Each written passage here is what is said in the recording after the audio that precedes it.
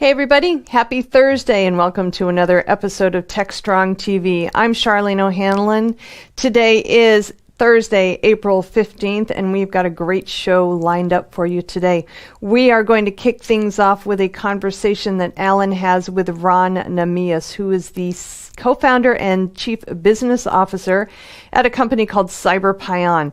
And they are attempting to deal with some of the issues that digital transformation has brought as far as an increase in the attack surface for many, many organizations. It's a great, great conversation, and Cyberpunk is an interesting company in and of itself, so definitely worth checking that one out. After that, Alan speaks with Liran Hassan, who is the founder and CEO of a company called Aporia. They are a brand new company, and they just had their seed round of funding. They're all about machine learning and data sciences for application monitoring. Brand new company in an established space, and we'll have to see exactly how they fit into the landscape. But it's great introduction to the company Aporia. After that, Alan speaks with Ian Khan, who is a futurist and emerging technology expert. Ian is a fascinating person. He has put out done multiple Amazon Prime documentaries on future trends. And so he speaks with Alan about vaccine passports and what the new normal is going to be post-COVID-19 pandemic. This is a fascinating discussion, as I said, and I sure hope that you'll be able to stick around and watch that one. Ian's got a lot of really, really interesting perspectives on things, and so definitely a discussion worth listening to. After that, we have part 3 of our Haunted Hacker podcast, hosted by Mike Jones. And this is, as I said, the third part of a 3-part series. He's speaking with Mike Curnow, who is the CEO of Defiant Networks. Mike is also a CSIS and InfoSec Jedi Master and fancies himself a professional outsider and loyal dissenter. And this is the third part of a 3-part that we've been running all week on their conversation, and it's a good one. So definitely check this one out. And if you missed the earlier parts, then we ran them on Monday and Tuesday of this week. So feel free to go back and listen to them. After that, we have our Something Old segment. This one comes from the Predict 2021 Virtual Summit. And we have Nate Stewart, who offers up his perspective on from disaster recovery to IT resilience. It's an interesting take on being less proactive or less reactive and more proactive in ensuring IT infrastructures stay up and running. And Nate Stewart is the Chief Product Officer at Cockroach Labs. And he discusses why organizations will leave all notions of disaster recovery behind and rebuild architectures for resiliency in 2021. This is definitely an idea that is taking a lot of shape as the year goes on. As businesses are becoming increasingly global, he says, the rise of 5G speeds and IoT is all around us. So he discusses how location will actually be the new vector by which we architect databases for modern applications to remain resilient to the changes that 2021 is already bringing. And it's a great presentation. Hopefully you'll be able to join us for that one. After that, I come back with the news headlines, as I always do, and then I have a mini panel discussion with the Linux Foundation's open source security group, David Wheeler, who is the director of the open source supply chain security group at the Linux Foundation. I have my monthly discussion with him and a lineup of guests. This one includes Oliver Chang, who's a software engineer at Google, and Azra Ali, who's also a software engineer at Google. And we talk about the concept of fuzzing, which is a software testing technique, which basically consists in finding implementation bugs using malformed or semi-malformed data injection in an automated fashion. And we talk about its place in the application security space, especially as it relates to open source security. It's a fascinating discussion and definitely one worth checking out if your organization is dealing with open source software, and really which organization these days is not. So definitely check it out. After that conversation, I speak with Alex Riebert, who is the co-founder of For All Secure. We all know that the API economy is continuing to grow at a steady rate, with key industries including telecom, healthcare, and financial services that are leading the way. We talk about some research that For All Secure is offering up that shows that developer reliance on API has accelerated during the pandemic and will continue to increase. So API performance and reliability, therefore, is very critical. So Alex and I talk about what we can expect in the API spaces as far as reliability and security, what organizations really need to keep in mind with that. After that, I have the webinar's preview for you, and then we come on with Mitch Ashley's Analyst Corner segment. He talks about low-code and no-code. It's a hot topic in the space. It's actually the topic spotlight for April on DevOps.com. And so Mitch talks with Jared Johnson, who is a technology evangelist at CData. They talk about research that's coming out at the end of April on low-code, no-code applications, and their need for data located in multiple locations, technologies, and formats. It's an interesting take on low-code technologies and what the market is bringing us these days. And it's an interesting look into some research that's coming out that bolsters a lot of perceptions about low-code in general. So definitely want to check that one out. All right, that's a whole lot of interviews to unpack in today's TechStrong TV broadcast, and we are going to get things kicked off right after these commercial messages. With the COVID-19 pandemic, it is important to protect yourself and others from spreading the virus. Prevention and personal safety is key. Here are the top ways you can protect yourself and others. Wash your hands often with soap and water for at least 20 seconds. Avoid touching your face. Practice social distancing and avoid high-risk potential people. If you are showing symptoms, stay at home. If you must go out, wear a face mask. Always cover coughs and sneezes with a tissue or use the inside of your elbow. Clean and sanitize frequently touched surfaces daily. Together, we can prevent this pandemic.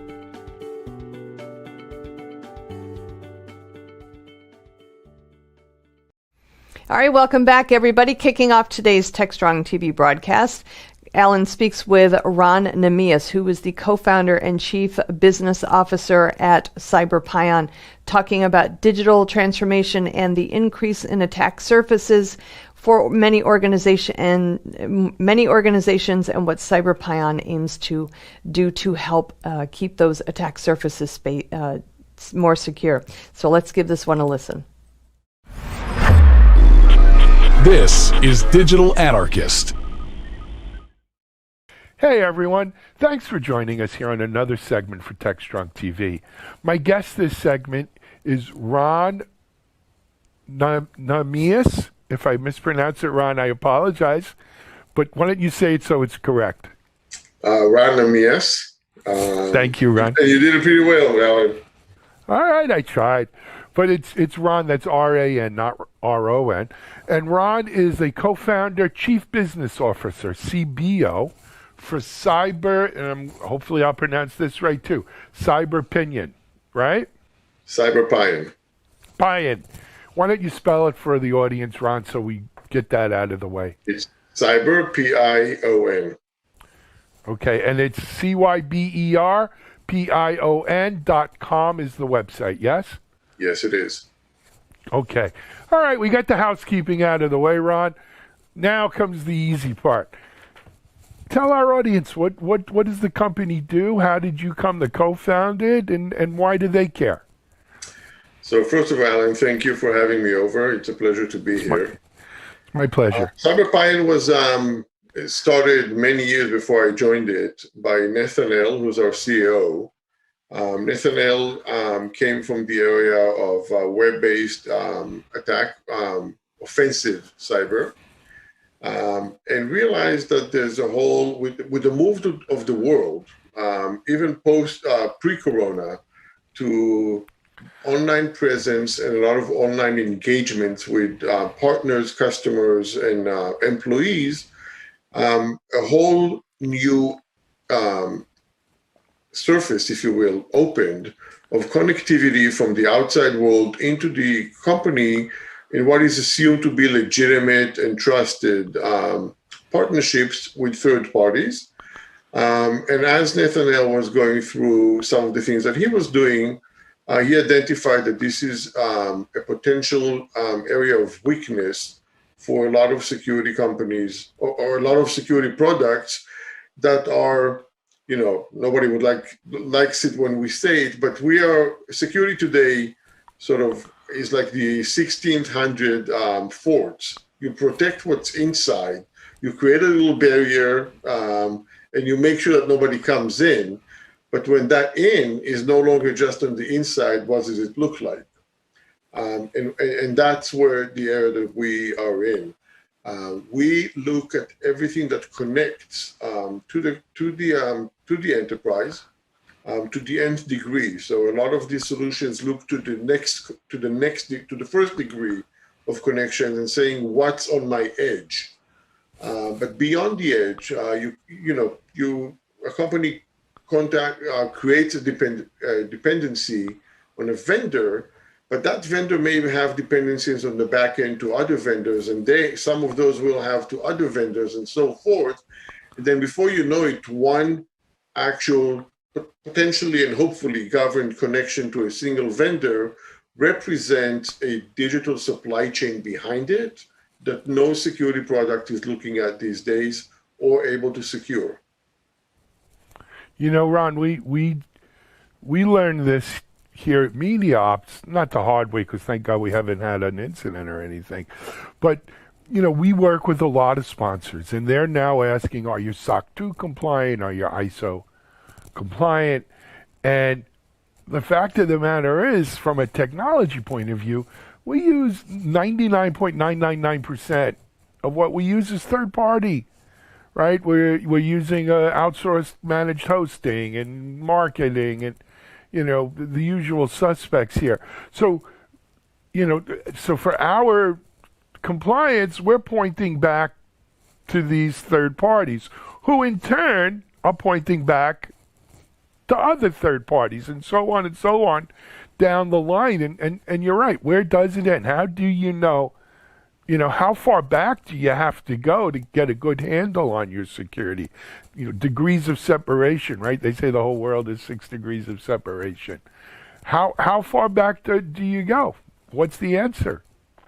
As far as you can, and we try to go to the nth degree. If you think about the corona at the early stages, when they did the exposure maps. Right, so you went out of your house and you went into a coffee shop that someone else was in, and he was in a different coffee shop a few hours earlier and was close to someone who had corona, and then you went from your coffee shop to a sandwich place, and you went to the kids' school, and you went to a kindergarten, and you went back home, and before you know it, anyone who has seen you was supposedly, potentially, could have been exposed to corona. Does it mean that they all got it? Absolutely not. Does it mean that you go and check in each and every one of them? No. However, those that you spend 20 minutes in a closed room with, you may want to actually look at a little bit better or give them a heads up that this may have been. So the concept, strangely enough, Corona helped us explain that concept with that how many degrees of distance do you go before you feel safe? Some people would go and want to talk to everyone they may have run into during the day and talk to all the tenants in the building that were in the elevator that they took that day.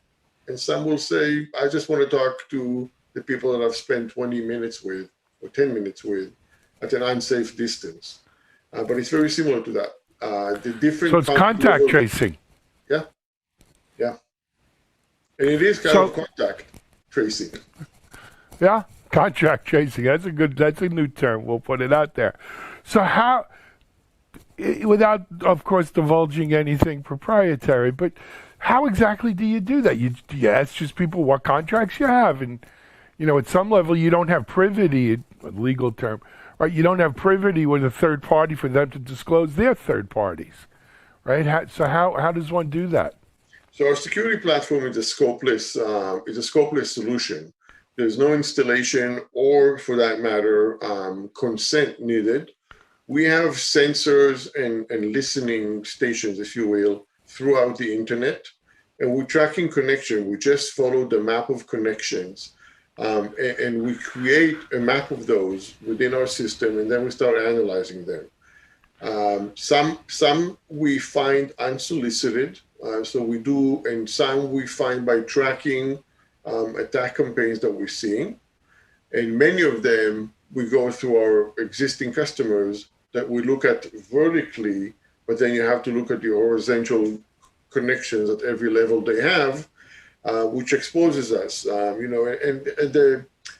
It's interesting because sometimes we find something really bad at a specific spot, and then we can analyze who is being served by that compromised asset, and we actually go and do a lot of ethical disclosures to prospect or to companies who have never heard about us and never knew that someone was looking at something that could be harmful to them, which leads to some fascinating conversations on occasion. I'm sure it does. I'm sure it does. That would fascinating to say the least. So, in terms of you're the chief business officer, CBO. How do you price this? I mean, it's scopeless, so you can't give them a scope almost by definition, right? How do you price something like this? So we go into POCs. We have a pricing study based on a number of assets that are connected to you. But the way the business goes is we do a POC scan for a customer. That gives us a range of how many assets they have, and we sort of take the pricing discussion from there. It changes a lot. Companies grow, change. You have a vendor that had one connection to you, and tomorrow you have 200 connections to, and so forth.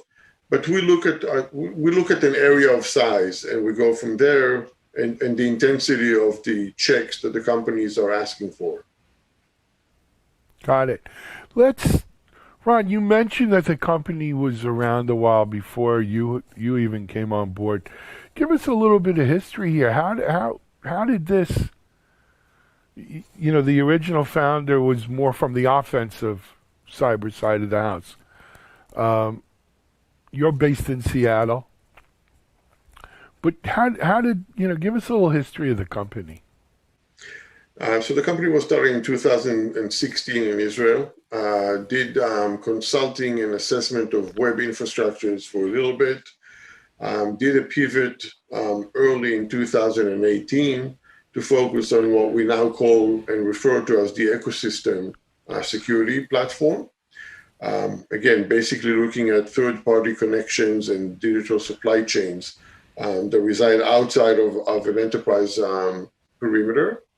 I got introduced to Nathaniel a year ago maybe, through mutual friends. We were talking about what he does. I was at the time running the global cloud security team of Checkpoint Software, a big cybersecurity player.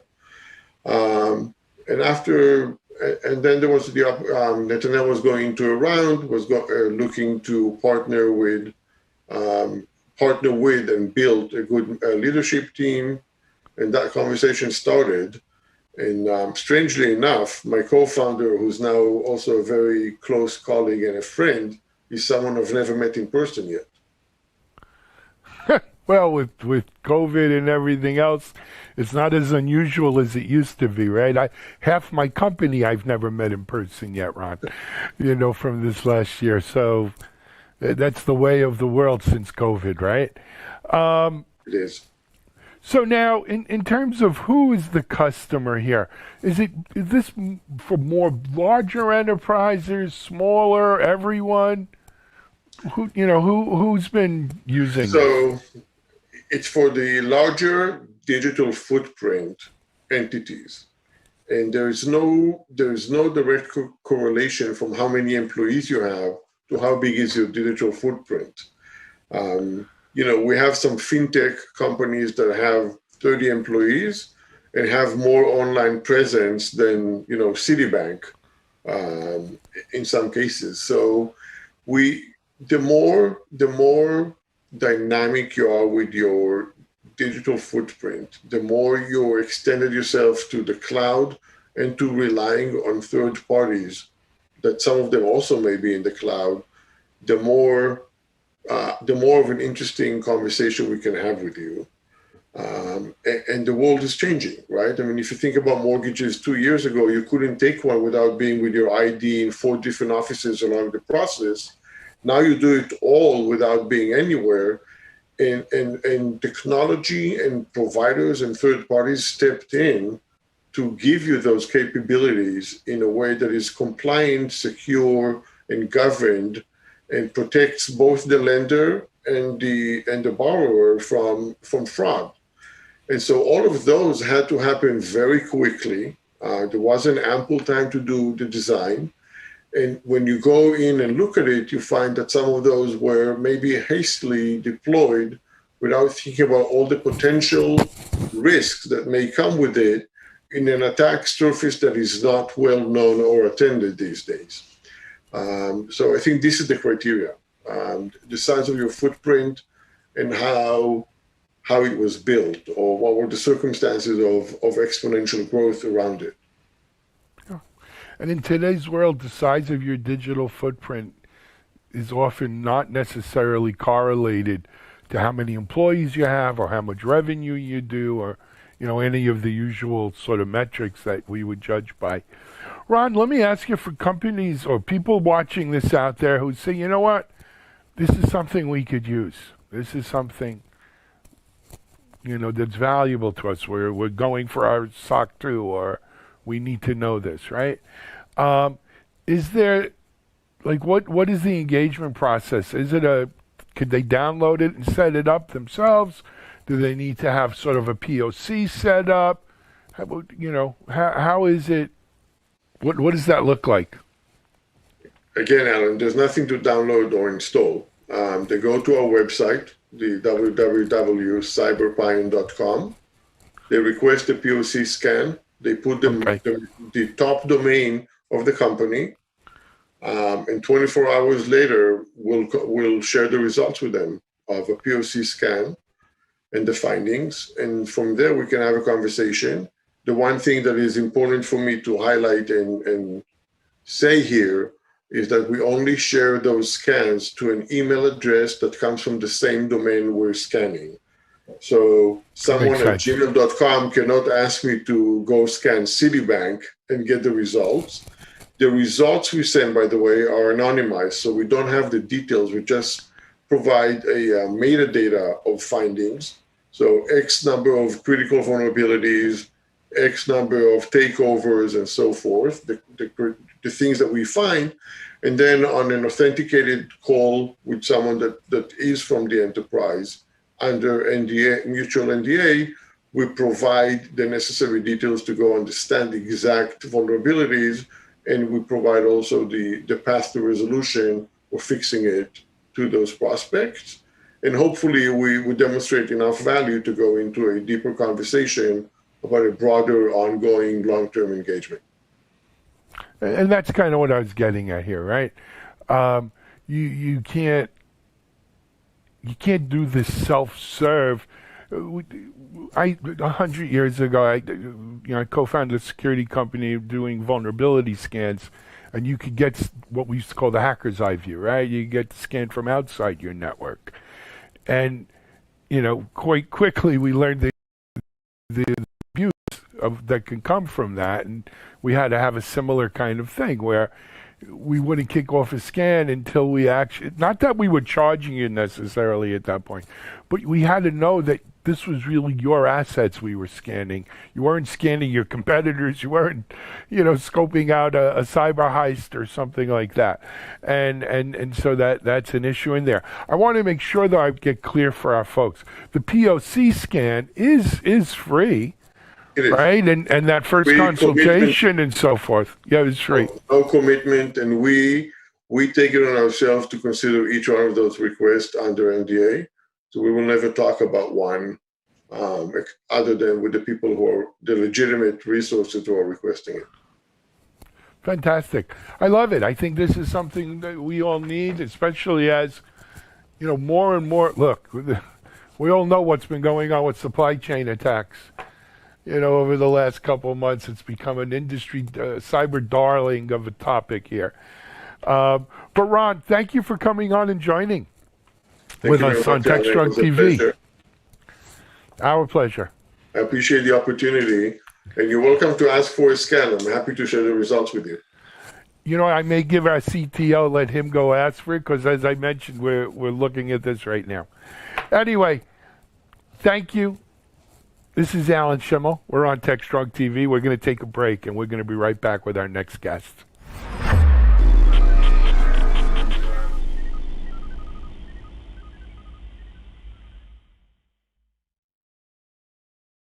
SecurityBoulevard.com is the leading resource for news, analysis, and education on challenges facing the cybersecurity industry. SecurityBoulevard.com covers all aspects of cybersecurity, including data security, DevSecOps, cloud security, application security, network security, security threats, and more. SecurityBoulevard.com has the largest selection of security content, featuring breaking news, blog posts, podcasts, and more.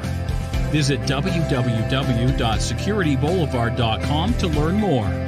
SecurityBoulevard.com, home of Security Bloggers Network.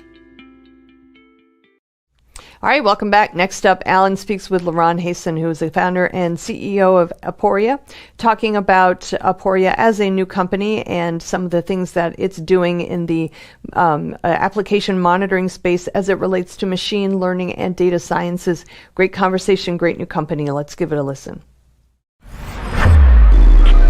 This is Digital Anarchist. Hey everyone, thanks for joining us here on another segment for TechStrong TV. We have a new company that we want to highlight in this segment of TechStrong TV. And I'm going to introduce you to a co-founder here, Liran Hasan. He's coming to us today from Israel. Liran, welcome to TechStrong TV. Hi, Alan. Thank you very much for having me here. It's our pleasure. So, Liran, let's talk. Well, you know what? I didn't give the company's name or anything. I'm going to let you, if you don't mind, share with our audience your company, what it's about, maybe a little bit of your background, and we'll go from there. Absolutely. So we are Aporia. We are building the first customizable monitoring platform for machine learning models. So essentially what we're doing is when machine learning models are getting to production, they highly rely on data, right? And these data pipelines are so complicated with so many moving parts, queues, databases, web applications, third-party data sources. All these things are eventually affecting the data that gets into the model, and in result, affect the predictions being made by the model, which consequently affect the business, right? So what we're doing is our system allows data scientists to define what monitor and what behavior would they like to monitor upon the data and the model itself to make sure it is reliable and working as expected. Absolutely. And Liran, maybe a little bit about you. I said you were a founder, but what's your position with the company, and maybe a little bit of your own background, if you don't mind. Yeah, so I'm the CEO of the company. I founded the company almost 2 years ago. I'm a software engineer in my background, wrote the first line of code when I was 10. At the age of 15, I did a small project of kind of writing a programming language in Hebrew, which got the newspapers. And all my friends laughed at me about that. And since then, I spent in various positions of engineering in the 8-1 unit, in the intelligence forces, one of the first employees of Adalom data science team. And in my last position, I worked for a venture capital firm called Vertex Ventures. Very good. Very good. You know, your friends may have laughed at you, but I'm sure your grandma, your parents were very proud of you. So don't let them laugh. So Laurent, you're at the venture capital firm. You'd worked in a data science firm prior that was acquired by Microsoft. What kind of led you? I've met a lot of founders over the years, right? And every founder I've ever met, there's a burning desire. You don't wake up one day and say, I feel like starting a company. That's not it. Most founders, they see something that the world needs, right? That in some little way will make things better, that somehow it's going to change the world. Not all of it is earth-shattering, but in some way, it's something that the world needs. What was it for you that made you found Aporia? Yeah, so, at Vertex Ventures, I met with hundreds of companies during these 3 years, so many ideas in different markets. And as you mentioned, I was planning actually to start my own company since I left the army at the age of 23 years old. I was waiting for the right time and the right opportunity for me. So while at Adalom, that's the first time when I stumbled upon the issue of getting machine learning to production. I was the engineer who our VP of R&D brought into the data science team to make everything organized, and I was responsible for our production architecture. And what we had is that we have very, very smart data scientists, very smart engineers, and still we got a lot of challenges in production, and what we realized is that we did really good job during the training of the model. The problem was that there were so many components and so many moving parts affecting the models that we had to somewhat and somehow monitor them and create some visibility. So that was many years ago. Few years later, when I was at Vertex, I realized that this industry of AI, machine learning, data science, it becomes a real thing. More and more companies have that in production. I think that in Adalom, we were one of the pioneering company in that sense. And when seeing these companies and seeing, as an engineer, seeing some application workload going to production without proper monitoring or visibility, it just doesn't make sense, right? I couldn't stand it. It's like 100% nonsense. And I was like, there has to be a solution to monitor and get visibility to this model, especially, by the way, with their so significant impact on people's life, right? Between getting healthcare predictions in the automotive industry, whether to provide someone with loan or not, potential bias and fairness issues. This is some serious stuff. So that's kind of what led me to start Aporia. And also to mention that, so after seeing a lot of companies, at least for me, it was very, very important to do something significant to the world. And what we're doing, the way I see it, AI is not relevant for just one specific industry, right? It's relevant for many, many aspects in many industries. So that's why I see the potential for Aporia as being a huge company and a company which all the companies or a lot of companies rely on to use and leverage AI. Absolutely. That's a great story right there. That's the kind of stuff you hear from entrepreneurs, right? So, Laurent, when you're talking to a non-technical audience and you describe the situation as you've described it, people sort of nod, shake their heads, but they really don't understand it. They really don't, right? But the fact of the matter is, hey, I also speak to hundreds of people from, hundreds of companies.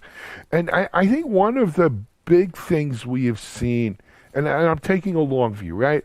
I remember when the whole big data thing really became, front and center, Hadoop and all of these, big data kind of solutions out there. And you know, at first it was a little bit of snake oil, and then it became real. But then we also realized it wasn't the answer to everything, and it spun up its own series of issues and problems, some of which you've just highlighted, right, in why Aporia.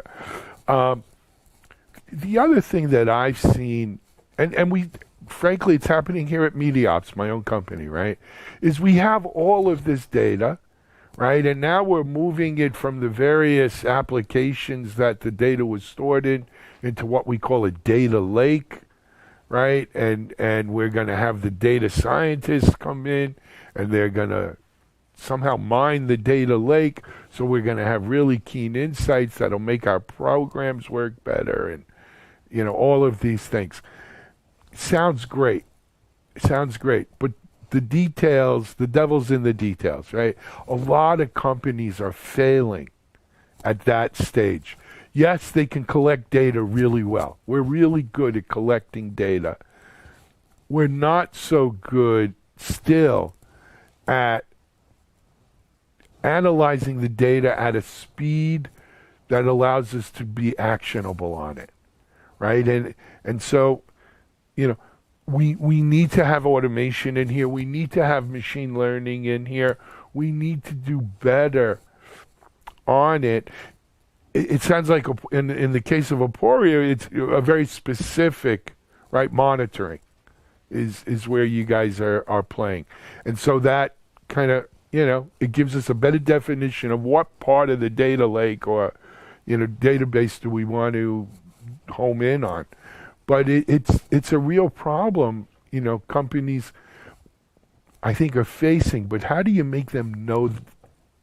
You got to know they have a problem before you could solve the problem, right? So how do you point out, hey, you got a problem here? Yeah. So I think, by the way, that's part of the difference between the time I worked for Adalom and a few years later when I started Aporia, the maturity of the market. So yeah, when as you mentioned, the devil is in the details, right? So there is kind of an illusion that when a data scientist, you know, they work for months on building the best machine learning model they can. So there is some illusion that I've got to 97% accuracy in that model. It is working great. Now you can just hand it over to engineers that will take it to production, and then the magic will happen. Right. But that doesn't happen in real life, right? Life is more complicated than that, unfortunately. Yes, it is.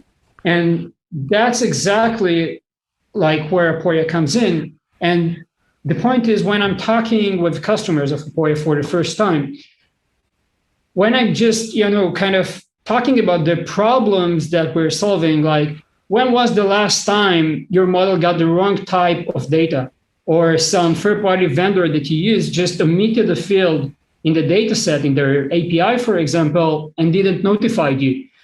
And they're immediately like nodding their head, like, and even smiling, recalling that very specific moments when it happened. So the unfortunate truth, it happens all the time, and that's part of the complexity here, and that's why it's important for us to solve it. Very good. Laurent, I want to pivot now and talk a little bit, you know, we talked about the technology. Let's talk about the go-to-market. You guys recently, I think, announced, was it a Series A or some fundraising? Excuse me? It was a seed round. You announced your seed round, I think it was like $5 million, or was it something? Yeah, exactly. You're allowed. Don't say anything you're not supposed to say.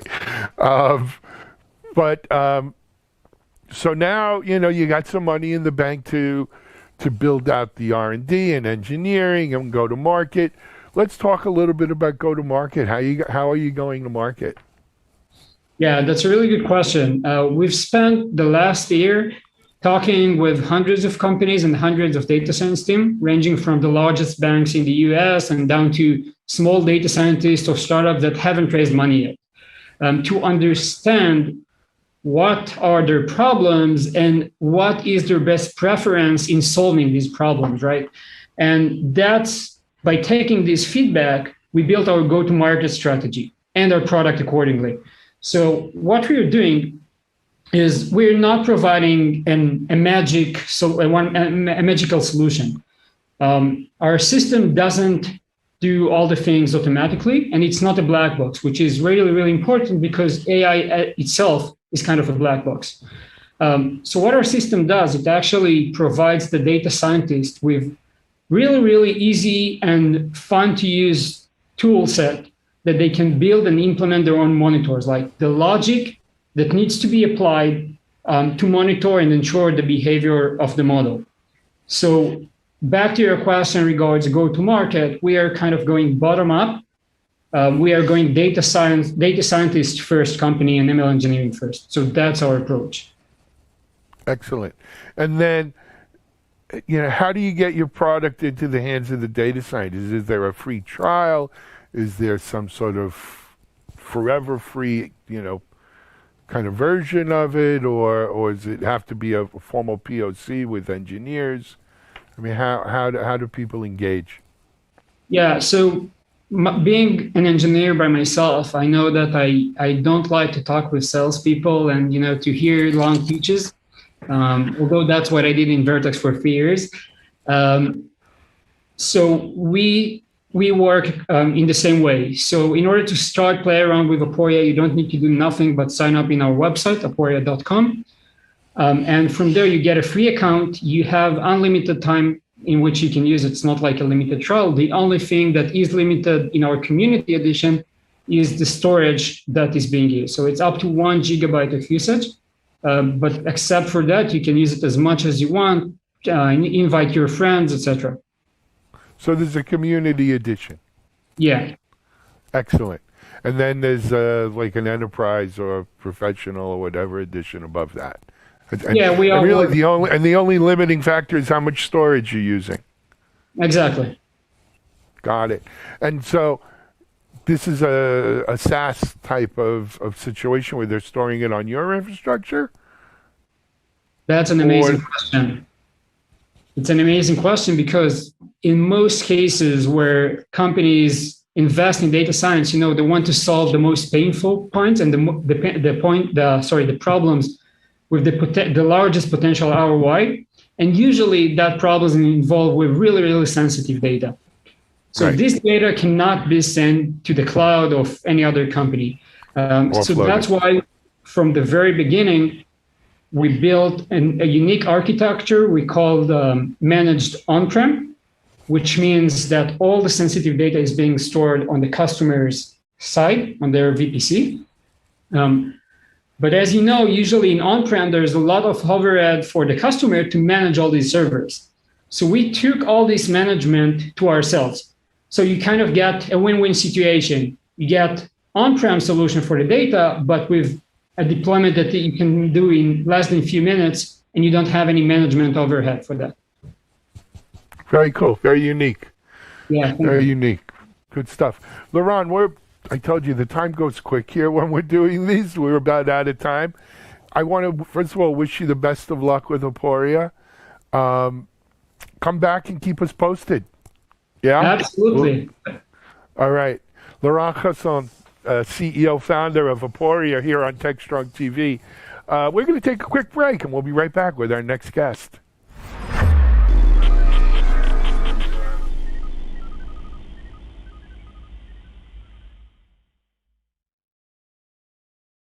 ContainerJournal.com is the leading online destination for centralized computing-related content. ContainerJournal.com covers all aspects of software containers, from container management, data management for containers, container security, networking for containers, to the entire container ecosystem, Kubernetes, microservices, serverless, and more. ContainerJournal.com has the largest selection of container-related news, featuring breaking news, blog posts, podcasts, and more. Visit www.containerjournal.com to learn more. ContainerJournal.com is operated by MediaOps Inc., the team behind DevOps.com, Digital Anarchist, SecurityBoulevard.com, DevOps Connect, and DevOpsDozen.com. All right, next up, we've got a great conversation between Alan and Ian Kahn, who is a futurist and an emerging technology expert. He's done a number of documentaries on Amazon Prime regarding future trends, and in this conversation they talk about vaccine passports and life post-COVID. It is a fascinating conversation. Let's give it a listen. This is Digital Anarchist. Hey everyone, thanks for joining us here on another segment for TechStrong TV. Got a really good segment. I want to introduce you to someone. I think we're going to have a great chat today. Ian Kahn, welcome to TechStrong TV. Alan, thanks for having me. It's a pleasure to be on TechStrong TV. Thank you. So Ian, I'm going to let you, if you don't mind, introduce yourself. Give us your background, your company, maybe some of you have an amazing kind of story. Let's share it with our audience. Go ahead. Absolutely. Thanks, Alan. I am the founder and CEO of a future readiness strategy organization called Futuristy. We're based out of Toronto. We're in New York. We're in Dubai. And all our work is focused on helping organizations, governments, businesses figure out the iterations of the future, what's coming down the pipeline, not just in terms of technology, but in terms of leadership, in terms of people management, in terms of a plethora of things that's dictating what happens to the future. That's our core business. I've been doing this for 20 years, and the world is becoming so much more interesting because of new things that are happening, new innovative things that are happening, artificial intelligence, blockchain, and smart cities. So there's so much happening that it's a very exciting time for all of us to look forward to. Absolutely. As I think I mentioned to you earlier on and off camera, I had just finished our exec team call here at Media Ops, and this is a topic that came up, is what an interesting time to be alive. In spite of all the heartache we've been through this past year with this pandemic, especially if you're involved in technology in any way, and who isn't at some level, it's an amazing thing. I mean, I was sitting on a Zoom with 10 or 11, 9 or 10 people, and I said to them, can you imagine if we had someone from like 1954, right, zoom in on our meeting today and sit here with the 10 of us who were around the world chatting about, branding issues and so forth. They would think, my God, this is like, crazy magic that you can do this, right? And sometimes I think we lose sight of just how automagical our world is today, largely because of technology, right? It used to be technology allowed you to have the best weapons, the best guns, the best airplanes, maybe the best, ways of waging war. And maybe at some level it's still war, but it's not that kind of war, right? But so it's an interesting time. A lot of our folks in the audience have heard the term futurist, but I don't know if they understand. Ian, in terms of your firm, Futuristy, is it, right? How do people engage with you? Why do they engage with you? How does that kind of thing look? So futurism in its own has been out there for decades. It's nothing new. But because of technology, things have changed and things have broadened a lot. There are different types of futurists who look at the future in terms of economic development, social development, and so on. And so the field is really quite well developed. Some really famous futurists, Isaac Asimov, Alvin Toffler, have done a lot of incredible work over decades ago, and they laid the foundation of what futurism is all about. A futurist is simply someone who looks at existing data, who looks at trends that are shaping the world, who looks at innovation that's happening in the world, and kind of takes all of that and summarizes that into what could be tomorrow, what the future could look like, what it could mean for a specific industry, for a specific organization. And that's what futurism and being a futurist is all about. Futurists do not have a crystal ball where they could just predict tomorrow. And I don't believe prediction is the right word, but foresight is something that futurists do. And it's really about helping understand the implications of an event today, or a technology or an innovation, as I said, and what that could mean in the future. I'll give you an example. Let's look at technology today. Let's look at some really buzzworthy technologies that are happening, and I'm going to try and show what that could mean for the future. So you've got artificial intelligence, you've got blockchain technology, cloud. We've had that for like 20, 25, 30 years now. What about big data? We had that for a few years, but now it's kind of the mainstream. So there are these buzzworthy technologies that everybody's interested in, and we want to know, hey, what will my business look like? What will the world look like?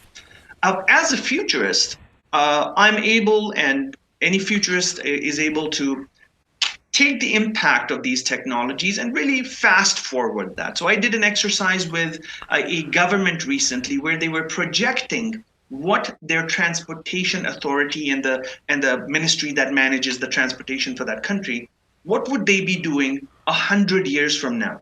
100 years from now, because they want to be able to predict what their city will look like, what infrastructure will look like, how people will live, what the quality of life will be. And so they take these technologies and say, okay, what is possible?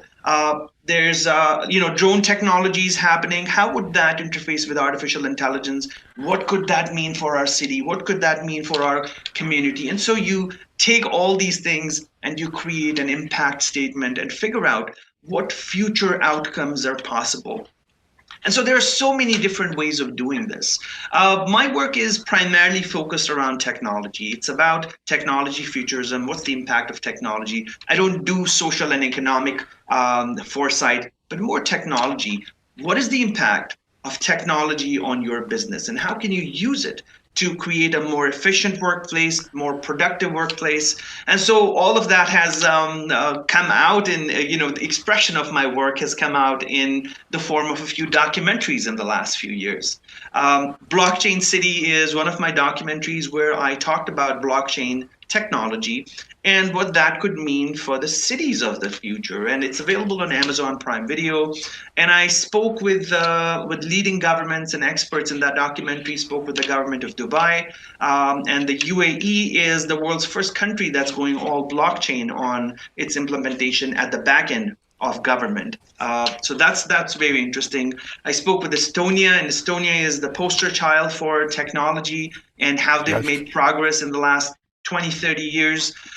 Spoke with the Netherlands, spoke with experts around the world, and bringing all that together and helping audiences and interested people who really want to know the impact of, say, blockchain in this case, understand, hey, this is possible.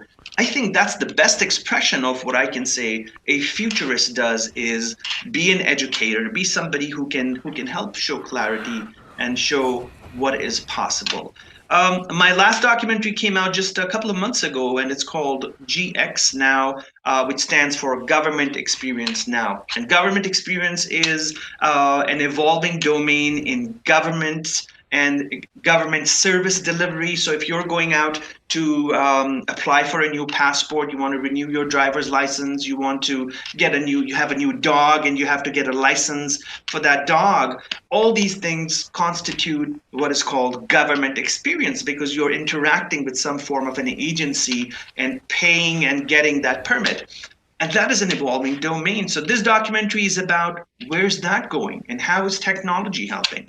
And that's available on Amazon Prime Video as well. So these are some examples of being a futurist, being an educator, and helping others navigate, the channels that take them to the future.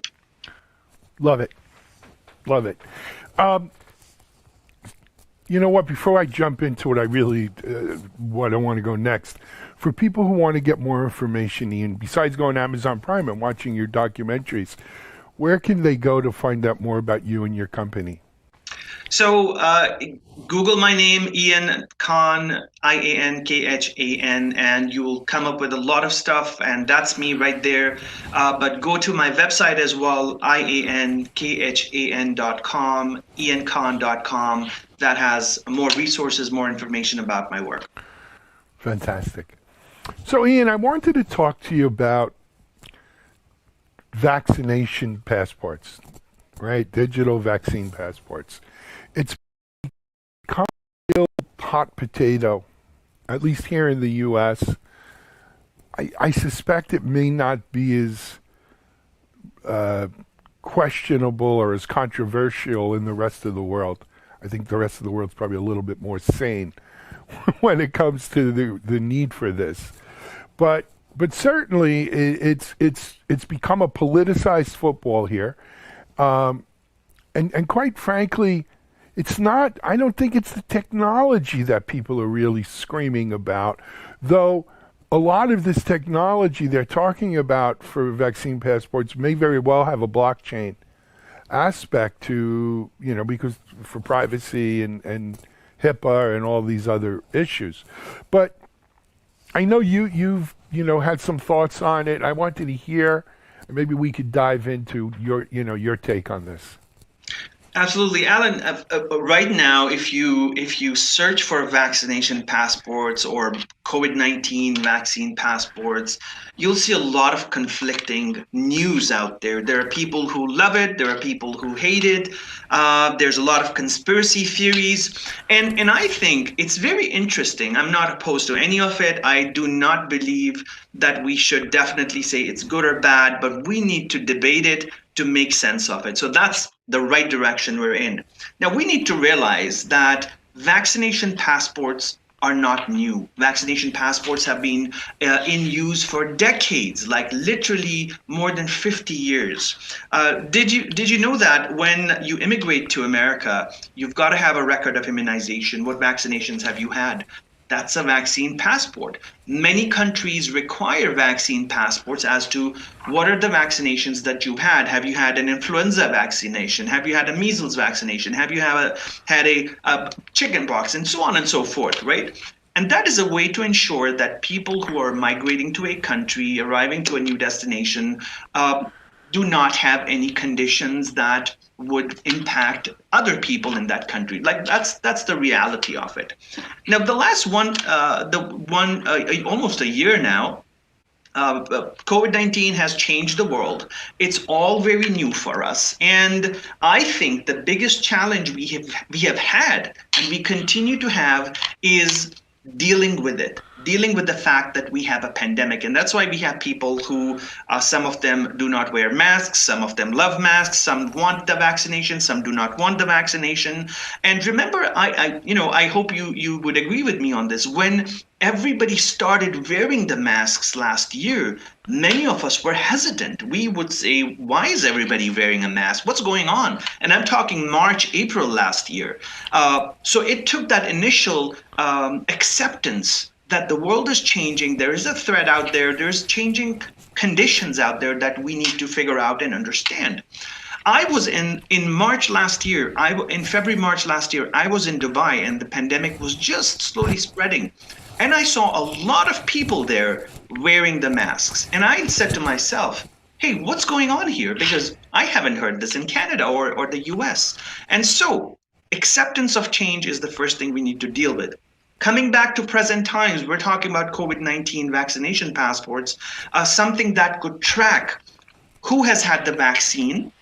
And I'm not going to go into the details of vaccination development here, but why do we even need to track that? Well, in order to open global trade, in order to open the travel industry, in order to open not just the leisure travel industry, but business travel, it is essential. Many governments have talked about this, that it's essential that we make sure everybody's safe, that we don't have people who are vulnerable for themselves because they could get sick because of the virus. And trust me, I've been sick with COVID-19 end of last year, and you do not want to go through that. But to make sure that the person is safe, others are safe, we've got to take some measures. Now, we've got the vaccination, great. I think there's a need to prove to prove that somebody has had a vaccination. It's a matter of record keeping. That can be done in many different ways. We can have a printed document, just like Israel has. Israel started that. Iceland had started that a month and a half ago, where they printed a document and said, here's a proof of your vaccination status. And, here it says, what vaccine have you had? And you can take this document and present it at a local border, at a regional border, and travel through the country. Great, no problem with that.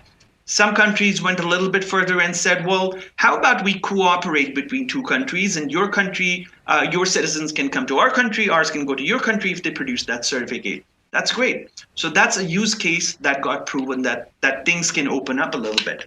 But when we look at globally, and many industries are suffering now because travel has been restricted.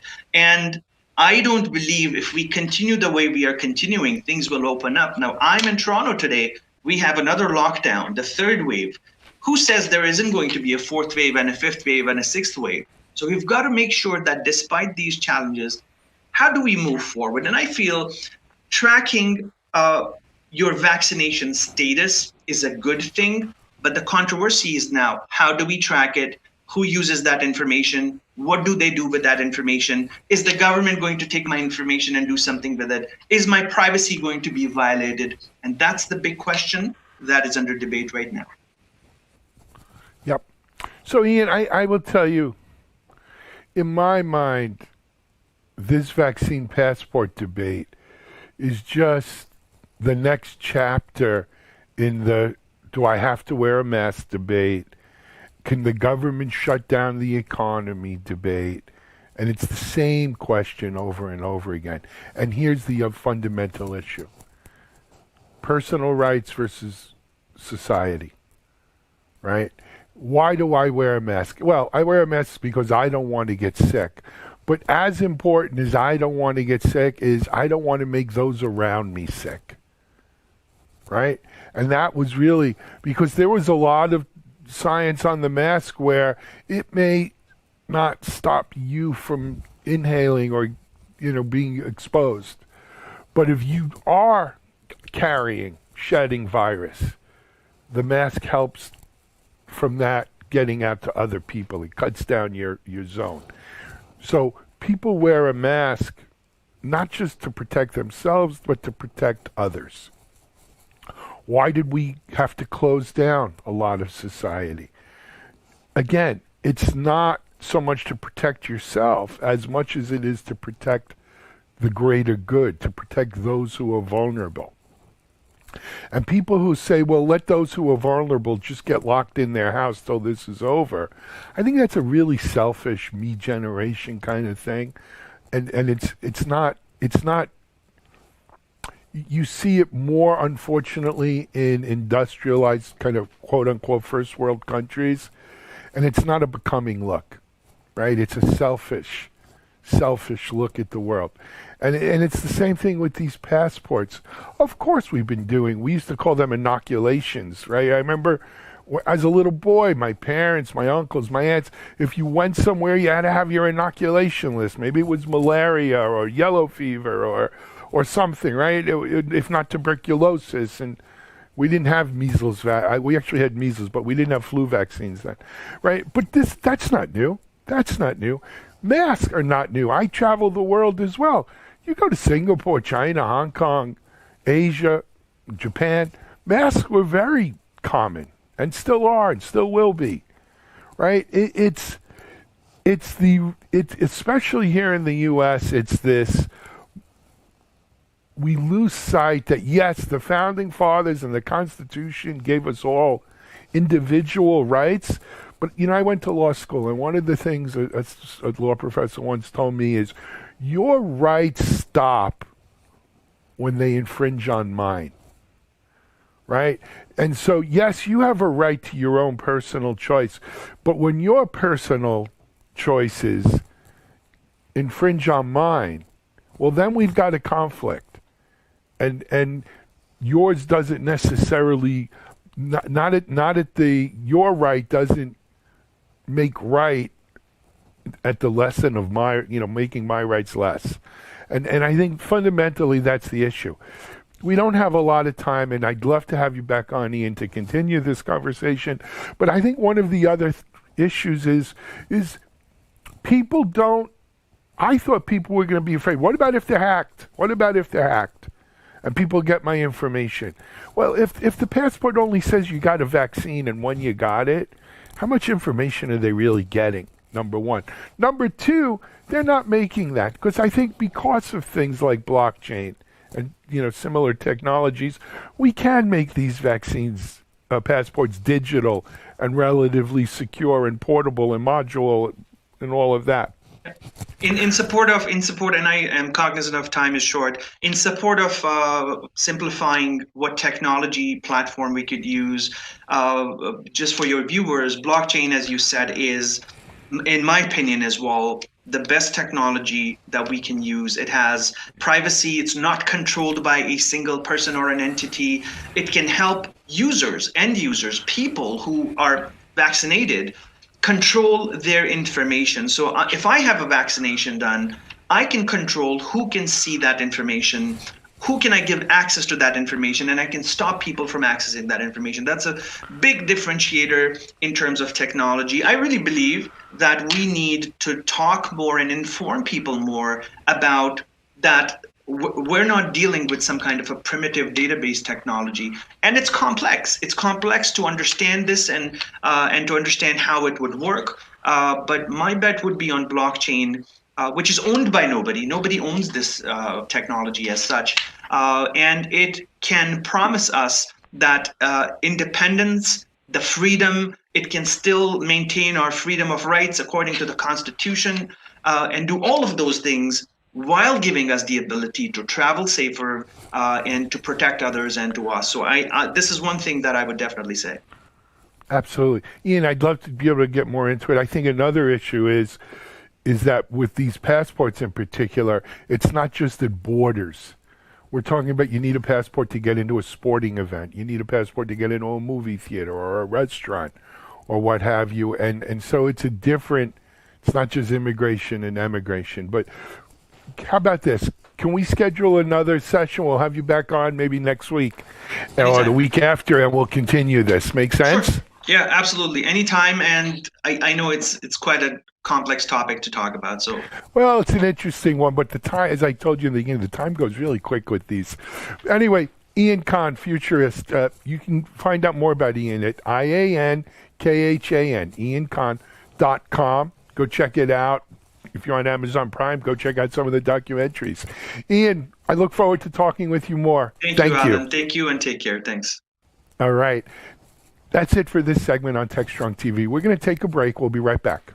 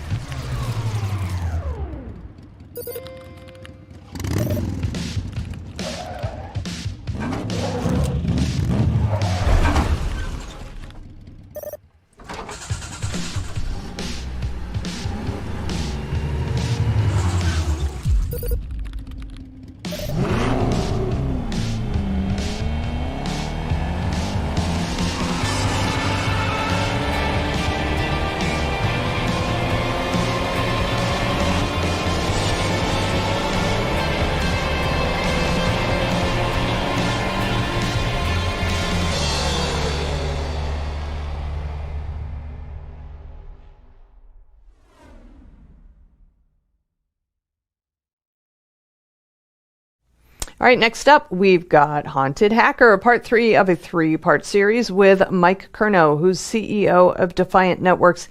He and Mike Jones talk about all things cybersecurity, ethical hacking, and whatnot. So it's a great conversation. Let's get to it.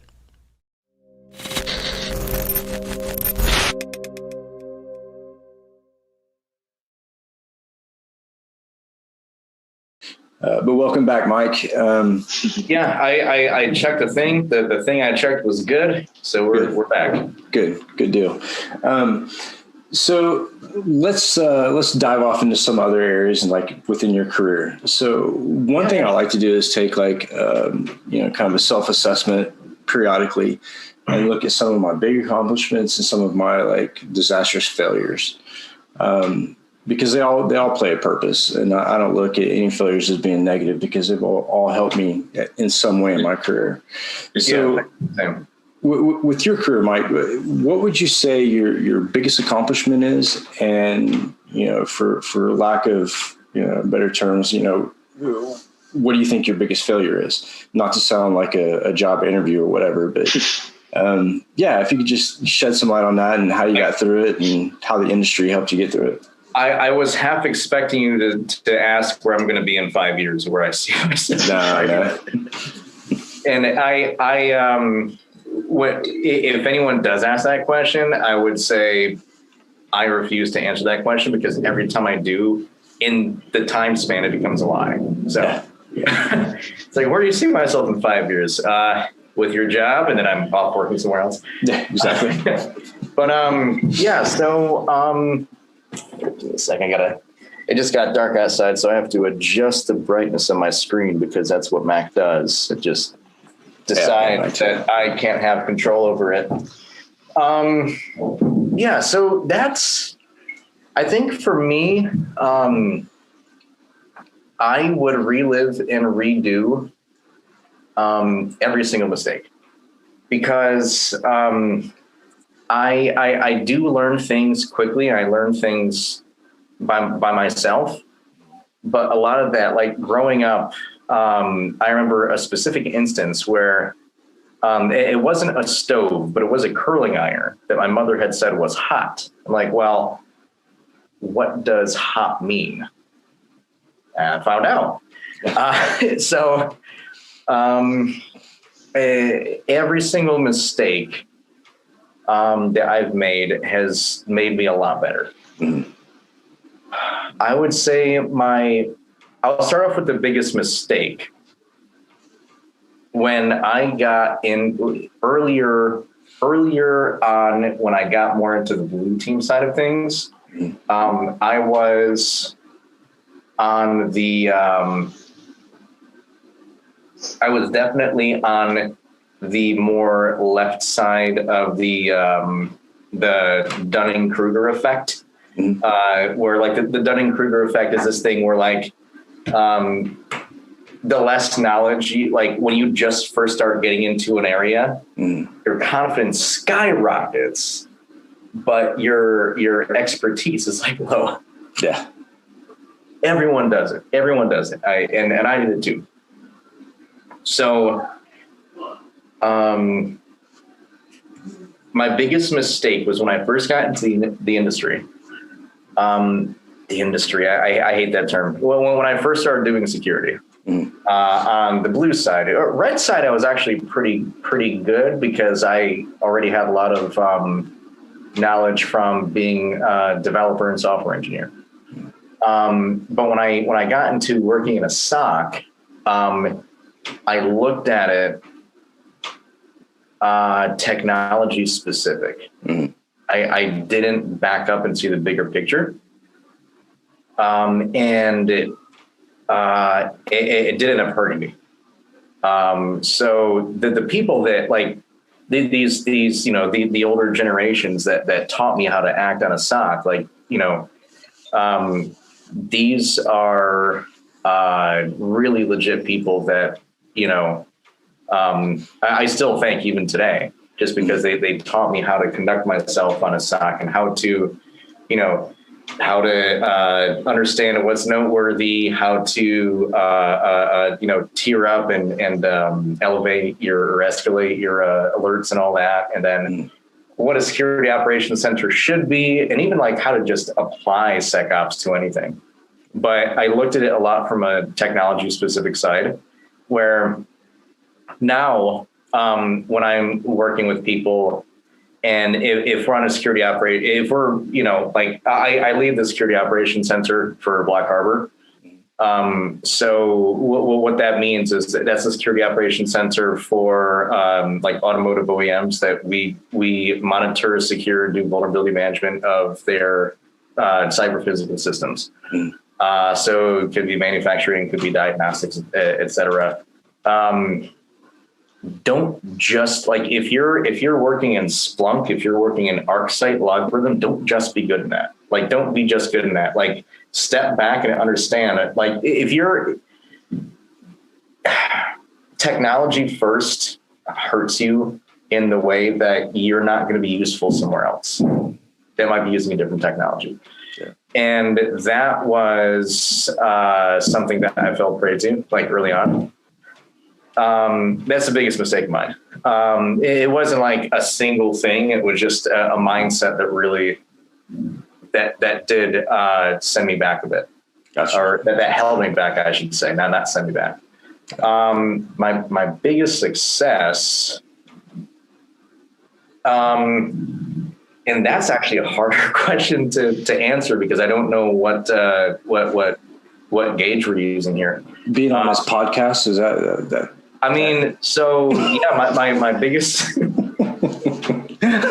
Well, I will say I did a lot of podcasts last year and then back in 2019, and then I stopped doing them because podcasts got so saturated. I'm like, fuck, this is a waste of time.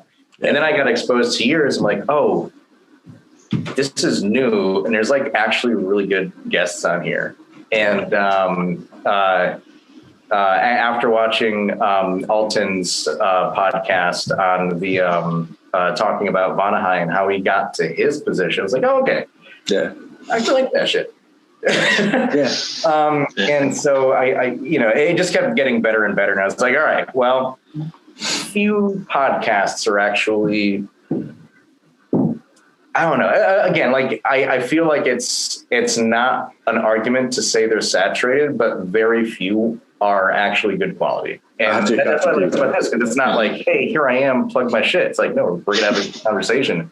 Yeah. And yeah, I mean, you talk about, like companies and products and stuff, but there's a bigger picture to that. It's not the plug my product cast. It's we're just gonna hang out and chill cast. Yeah. Today's like a cancel cast. No, I'm kidding. That's the way it should be for everything, I think. You're right. The podcasts are saturated. I think over the past year, if I was to calculate over a year, I think I've done probably 60 podcasts. But a lot of them they range from very high production quality and very like scheduled and bam, bam, bam. Everything's got to be the same way. And it can only last this long and very strict, to the opposite, the complete opposite, which is ours, which is, we just sit around and bullshit and talk about life and our jobs and what's really important to us. So you have the whole gamut. But you're right. Like this whole podcast was actually just, a simple thought over a beer one time. So the same thing with you, like, ideas come out of the bar really quick. But yeah, like, when it comes to failures and successes, right? So I look at everything I've done in the past, no matter if it was a failure or a success, I still equate it as a success, right? Mm-hmm. Because I failed, I may have failed that time, but with that failure, it's helped elevate me to a different level to where I can look back to the previous failures and correct it. So I don't look at anything as being, dreadful or I regret this or I regret that. Do I wish things could have been different? Yeah. I mean, there's been times, especially within the last year, that I wish things would have been different. But and if they were different, you might not have learned. True. Very true. And that's why I go back to like even like the biggest failure of like looking at, at things technology first, and that held me back. Mm-hmm. And I would even do that again. Because without that, I wouldn't have the perspective. And perspective is a big thing for me. Like, I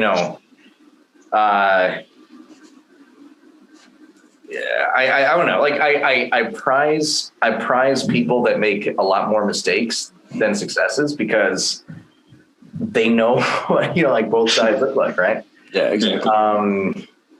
But okay, so I guess my biggest success, and I spent a lot of time doing a lot of like the active front end work, doing a lot of pen testing, doing a lot of technical plumbing and setting up and programming. And granted, I'm not like the biggest programming advocate, but it is very cathartic to me. Mm-hmm. Just like washing dishes is actually very cathartic to me. Like I don't complain about it. Right. I don't want to do it all the time, right. I would say I guess I'll look at success in the lens of highest impact. Yeah. So what I've been doing the past couple of years is I try and inject myself in a place where whatever I do is going to have ripple effects. It's going to proliferate through all different layers. And I guess the biggest success for me is through my time testing industrial control systems, through my time speaking at different conferences and doing panels and podcasts and all that. I used to think that was the best way to influence a lot. It's a good way. But for me, I started getting into writing a couple papers. I wrote really just one actual paper. I wrote one framework. I wrote a fuzzing framework called Fluff. Friendly, lightweight, unified fuzzing framework. It's on my site. If you go to mikekerno.com, it's on there, and it's I'm actually presenting it this month at CarolinaCon. Oh, cool. If you go to carolinacon.org, I'll be presenting then. I don't do as many conferences now just because I'm pretty busy, but I'm trying to do things that are a bit more novel versus I had like a whole run of don't put your shit on the internet talks, and they were all a little bit different, but say the same thing. Yep. That's not my biggest success, the Fluff framework, but realizing that I can publish things and post things, create frameworks and bodies like that, that I was told they were being taught in 2 different schools. Oh, wow. So I was like, oh, shoot. It's pretty cool. So it's basically like, there's that. Then I also wrote this paper. It's also on my site too. Intro to Cyber-Physical Systems Integration Security. Nice. So basically like going back to Industry 4.0, there's like 9 pillars, and I forget them all, but it's like big data, predictive analytics, additive manufacturing, et cetera. And then there is the 2 that stick out to me is cybersecurity is a pillar of Industry 4.0, and then system integration. And so being that I've worked in the IT/OT space a lot, the IT/OT, that hyper-convergent space where you're trying to juggle like, oh, this should go to this. Oh, no, it's insecure. Oh, shit. I wrote a paper called Introduction to Cyber-Physical Integration Security Cyber-Physical Systems Integration Security, because I wanted to shine a light on the fact that through my experience, I have not come across anyone tackling that as a practice. So I literally wrote a paper that articulates my own practice as a wider practice. And it's been looked at by a few bigger names in the IoT Industry 4.0 space. And for me, the biggest successes are things like that, where I've taken I've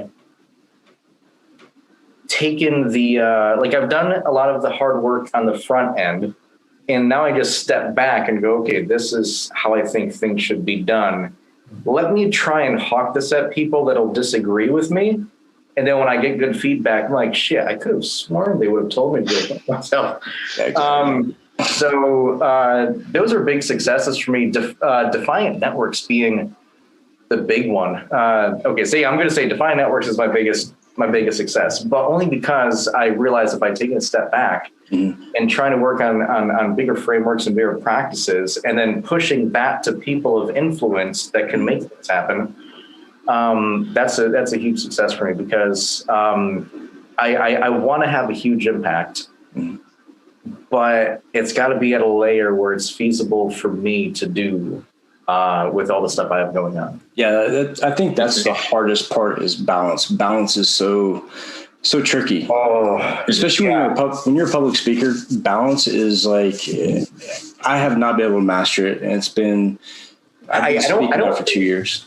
Yeah, I don't think you do master it. No. One of my favorite people, I don't like to look at security people as like famous, Right. whatever, Twitter, talking heads and all that. But one of my favorite people in the security industry, I'm going to plug her because she's plugged me a few times last year, Alyssa Knight. Mm-hmm. I've been on her podcast a few times. She does some really awesome shit. And she, like in 2019, like we were like chatting, it was either on Instagram or LinkedIn back in 2019. And we're just kind of like, shit shooting about our talking experience. And I was like, oh yeah, I just did like 6 or 7 this year. Mm-hmm. She's like, oh yeah, great. I'm coming back for my 12th. I'm like, oh shit. Wow. And then I started talking with her a bit more, and then, getting on her podcast and whatnot. I'm like, well, here's someone that's got, a little bit more experience than me on the talking side. Really prolific personality, has done a lot of really cool shit. And I don't even know if she's mastered it, And I say that because the core competency there is security. And right. She'll go off the grid for a few months and come right back with like some crazy shit. Like, I just hacked 30 medical apps, or sorry guys, I was writing a book on how to hack cars. I'm like, and you know what? There's not a balance to that. And it works out for her, Yeah. So I don't think there needs to be a balance. I think there just has to be a management of expectations. Yeah. And that's the hardest part. So I've been like trying to juggle like writing courses for, the ever growing certification racketeer group. So I've been writing a couple of those, and then doing the public speaking and the talks and the podcasts. And I don't think a lot of people really understand what goes on behind the scenes, what all goes into what we do. It's not just, throwing on a t-shirt and jumping in front of, an audience in Cairo. There's a lot that goes into it. And, the amount of stress that goes into it is pretty hectic as well. But when I look back at different people I've met, hopefully I've been able to influence at least 1 or 2 people. In my mind, my thought is if I can get one kid to not make a dumb decision, then I'm good. I'm golden. I've played my part. Really, I do this because I enjoy, talking. And this is a way to like get people together during pandemic and really just, chit chat, something we haven't been able to do for ages. But then when I started seeing all the issues with, IT and SolarWinds and then the election, it's like, podcasts do serve a purpose. I know a lot of people in the IT security industry, like poo-poo on the whole idea of podcasting. Like, they don't really respect the whole podcast, group, I guess. It's more of, they want to do conferences. But to me, I've really settled into this whole podcasting thing. I think we can reach a lot more people and make a bigger change through podcasting than actual conferences. I do miss conferences at big time. I do miss conferences, but I think it's more so because I would see the same rounds of people there. Like in North Carolina, like we have, especially the 919 chapter, the DC 919 chapter, really good people. And I talk a lot of shit on the Slack channel, but I really do miss seeing everybody at all these different events, right? So like B-Sides, RDU, Kakalaki Con this year got canceled, which, there were some legitimate reasons and concerns behind it, but I hated hearing that. DerbyCon got canceled too, right? Yeah. DerbyCon? Yeah. I think that was a couple years ago, right?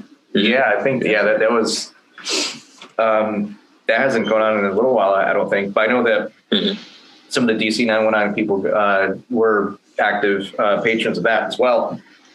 And I used to go speak at Like I would go to like besides Asheville, like the furthest part of the state, and I would still see my 911 people there. Yeah. So awesome. it was always a good thing to see, to kind of be around a group. I'm not the most social guy. I'm PSYOP has built a lot of kind of like bad habits in me that are a lot of different facets of, some might say, I guess like paranoia, but for me, it's just caution, right? Yeah.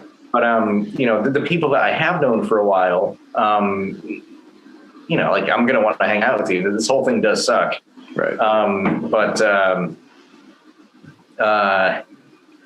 I don't know. I was about to get political for a second, but I'm not. Oh, feel free. Yeah. Well, shit. Hold on. I'm probably the most anti-government person you'll ever meet, given my background and what I've been through. So I political opinions are completely fair game to me. So. Yeah. So I think the government is capable of a lot of really good things. I'm going to keep this very, very compact here. I think the government is capable of really good things. They have resources, they have manpower, they've got brains and brawn. But I don't always think the people that are the deciders are the ones making the good decisions. I don't know. No. I kind of feel like there is a lack of, there's a legitimate medical ailment going on. It doesn't hurt most people, but the ones that it does, it's not very good. Yeah, I've had it twice. This is one of the few.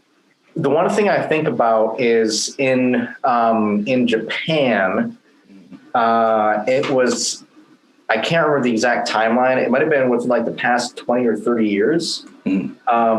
There was a huge, it might have been like a nuclear plant explosion or meltdown or something. Yeah. What was the name of that? It started with an F. Fukushima. Yeah. In that scenario, you had a legitimate thing that happened.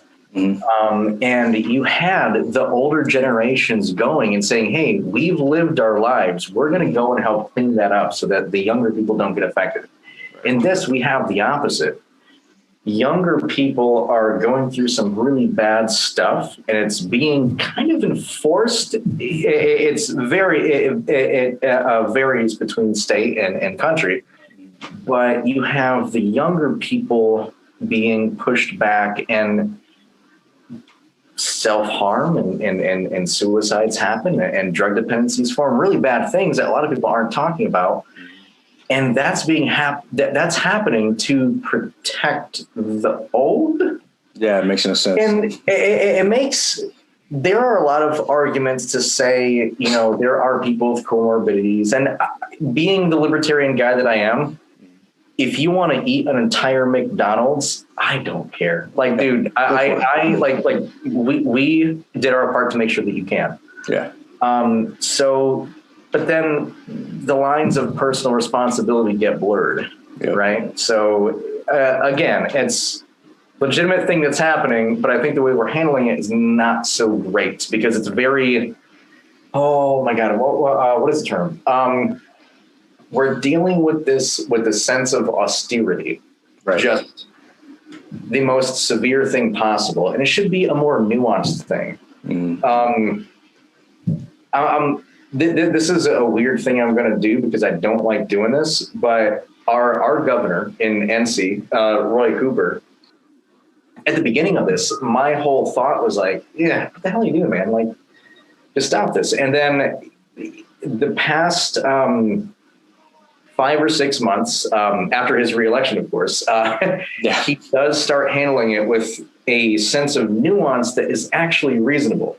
Like, oh, okay, that's.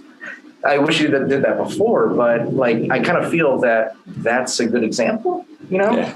Like you have some people that go open up right away. I'm like, all right, well, if you do that, personal responsibility, fine, whatever. Yeah. You have California, which is like, nope, it's actually worse. Yeah. Exactly. Like, that's not good either. Like austerity on both sides. You gotta, I No, it's like the Titanic navigating around a bunch of icebergs. Like don't speed through it. Just kind of make course corrections. Yeah, I think at this point we're still on the Titanic, but we're trying to avoid running over people because our entire country, from the political state all the way down to the health state, is just an absolute mess. When I came back to the States, I guess it was last September, it was culture shock. Being in Europe, being in the UK for 2 years, it was like, I got used to the people there. I got used to life and politics and how things ran. And I get back here to the States and I kept asking myself, is this the same country I left? Because it doesn't look like the same country. With all the craziness and all the protests and just the nonsense going on, it was just like, first of all, I know why I had to come back, but I really wish I didn't have to because it was such a mess. And then the people here, the U.S. has some great people in it. Don't get me wrong, but the ones that I tend to run into and the ones that tend to feel like it's okay to talk to me are usually the ones that probably shouldn't be let out of cages. And I say that in the very nicest way because they're probably the rudest people and probably the most uneducated and probably the most dangerous people. But it just seems like, in general, the IQ of the country has just gone down since the pandemic. And it's like, at what point is this going to turn around? We can get back to work and we can get back to what's important, I don't think it's so. I'm one of those people that believes that IQ is a hard thing to measure. Mm-hmm. So I definitely see what you're saying. I don't think it's always an up-down scale. Well, granted, I guess generally it is, but if I have an higher IQ than you, but a skill better than me, I'm gonna shut up and defer to you. That's right. But these people don't. These people don't, and they'll be the ones that grab your curling iron 24/7. Well, you're gonna see that shit's hot. No, but I had a guy at a local gas station, like right down the road from me.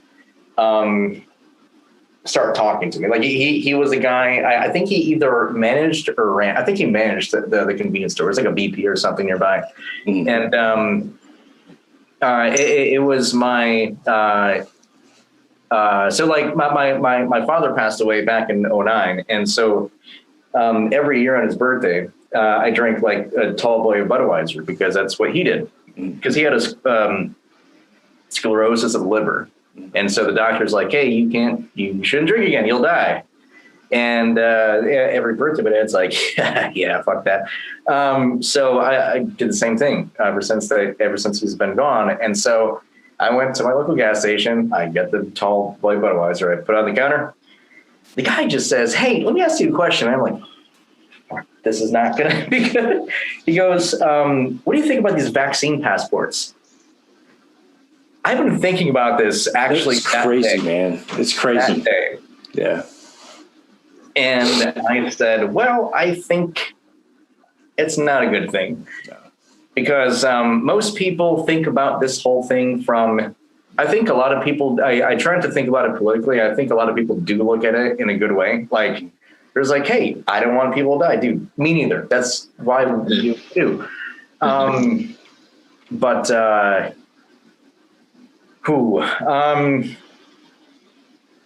I don't think we need to be tackling things from this level of pragmatism, because it's a very right here, right now solution.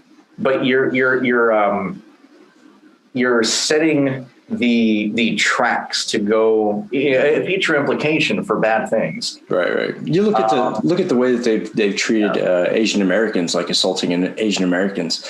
Can you imagine the flashback that people would have if we took it to a vaccine passport level? Yeah. So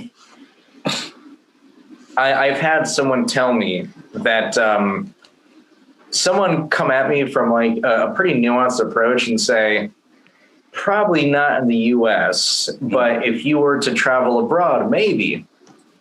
And I thought about that for a second. I go, okay, well, maybe. I don't think a passport is a good idea, but like going to a bunch of different countries, I had to get different vaccinations, right? Just so that I didn't die, So like there is definite room for nuance, but I think that we should consider this as a natural part of the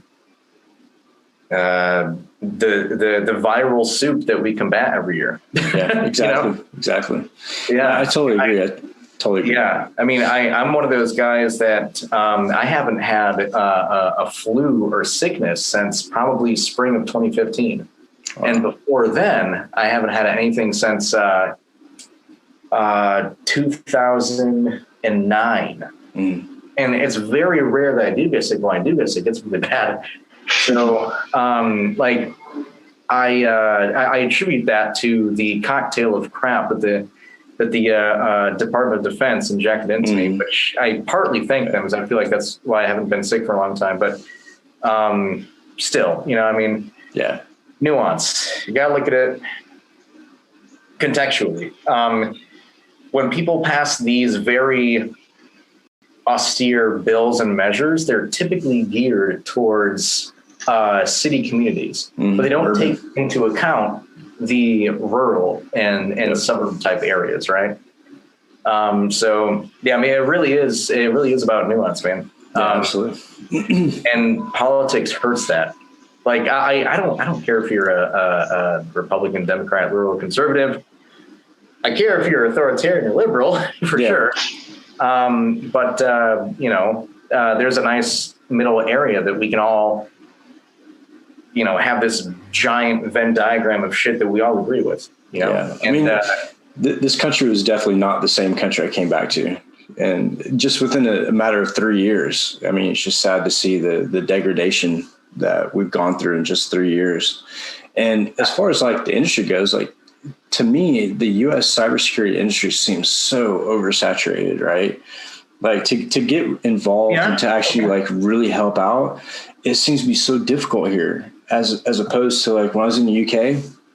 I mean, if you wanted to get back and you wanted to help out, you want to go on the speaking circuit, the opportunities are there. But here it's very different. And it seems to me like we've beat the buzzwords to death and it's oversaturated. And it's just going to take some time for us to, get back to where we were. But, it's just, we get a lot of the people who probably shouldn't be mentors, mentoring people because we have so many people right now.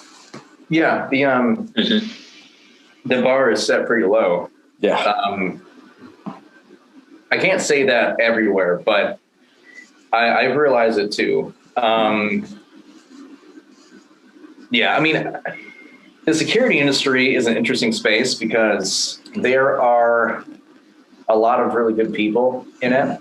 I don't agree with all of them, and I probably disagree with most of them on some things. But I mean, I don't know. They really are.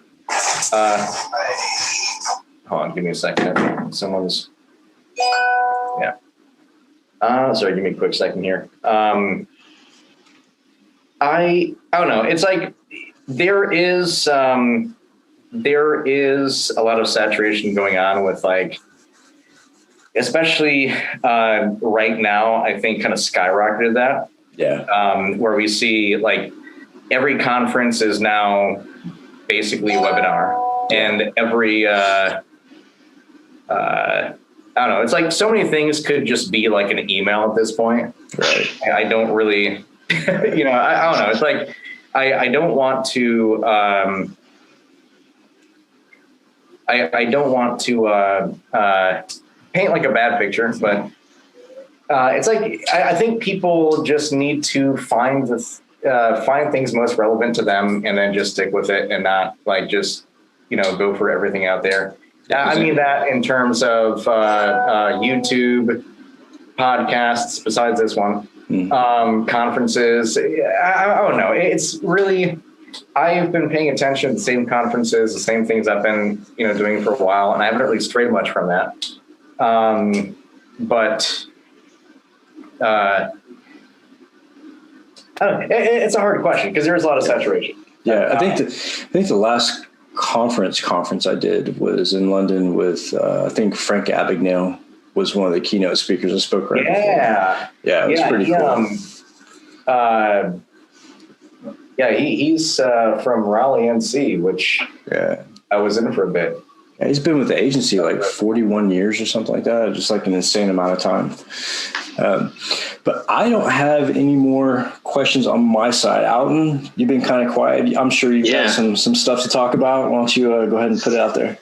Yeah, no, I just want to say I appreciate, just because for me, I was telling Mike not too long ago that I don't really have a lot of experience when it comes to like testing SCADA systems and things like that. So this is a really good, session for me to kind of learn and, kind of see what's out there on the other side of the fence. And, definitely appreciate the information around the education system and certifications because, we've been like talking to a lot of students who are coming out of boot camps and they're like clueless on what they want to do. Right. They're like, hey, I just paid all of this money and I'm trying to figure out what I want to do. And, should I go blue team or red team? And, you go to ask, well, what do you enjoy? Do you like coding? Do you like hacking? And they're just, confused. And so, I really got a lot of information out of that would be really great for me to pass on. So that was super helpful. But other than that, I really enjoyed this. Yeah, it would. So I do get people hitting me up for like what code boot camps should I join, stuff like that, like code boot camps, what security boot camps, things like that. And I look at the curriculums and I typically go, well, this shit's going to be deprecated next year. I don't.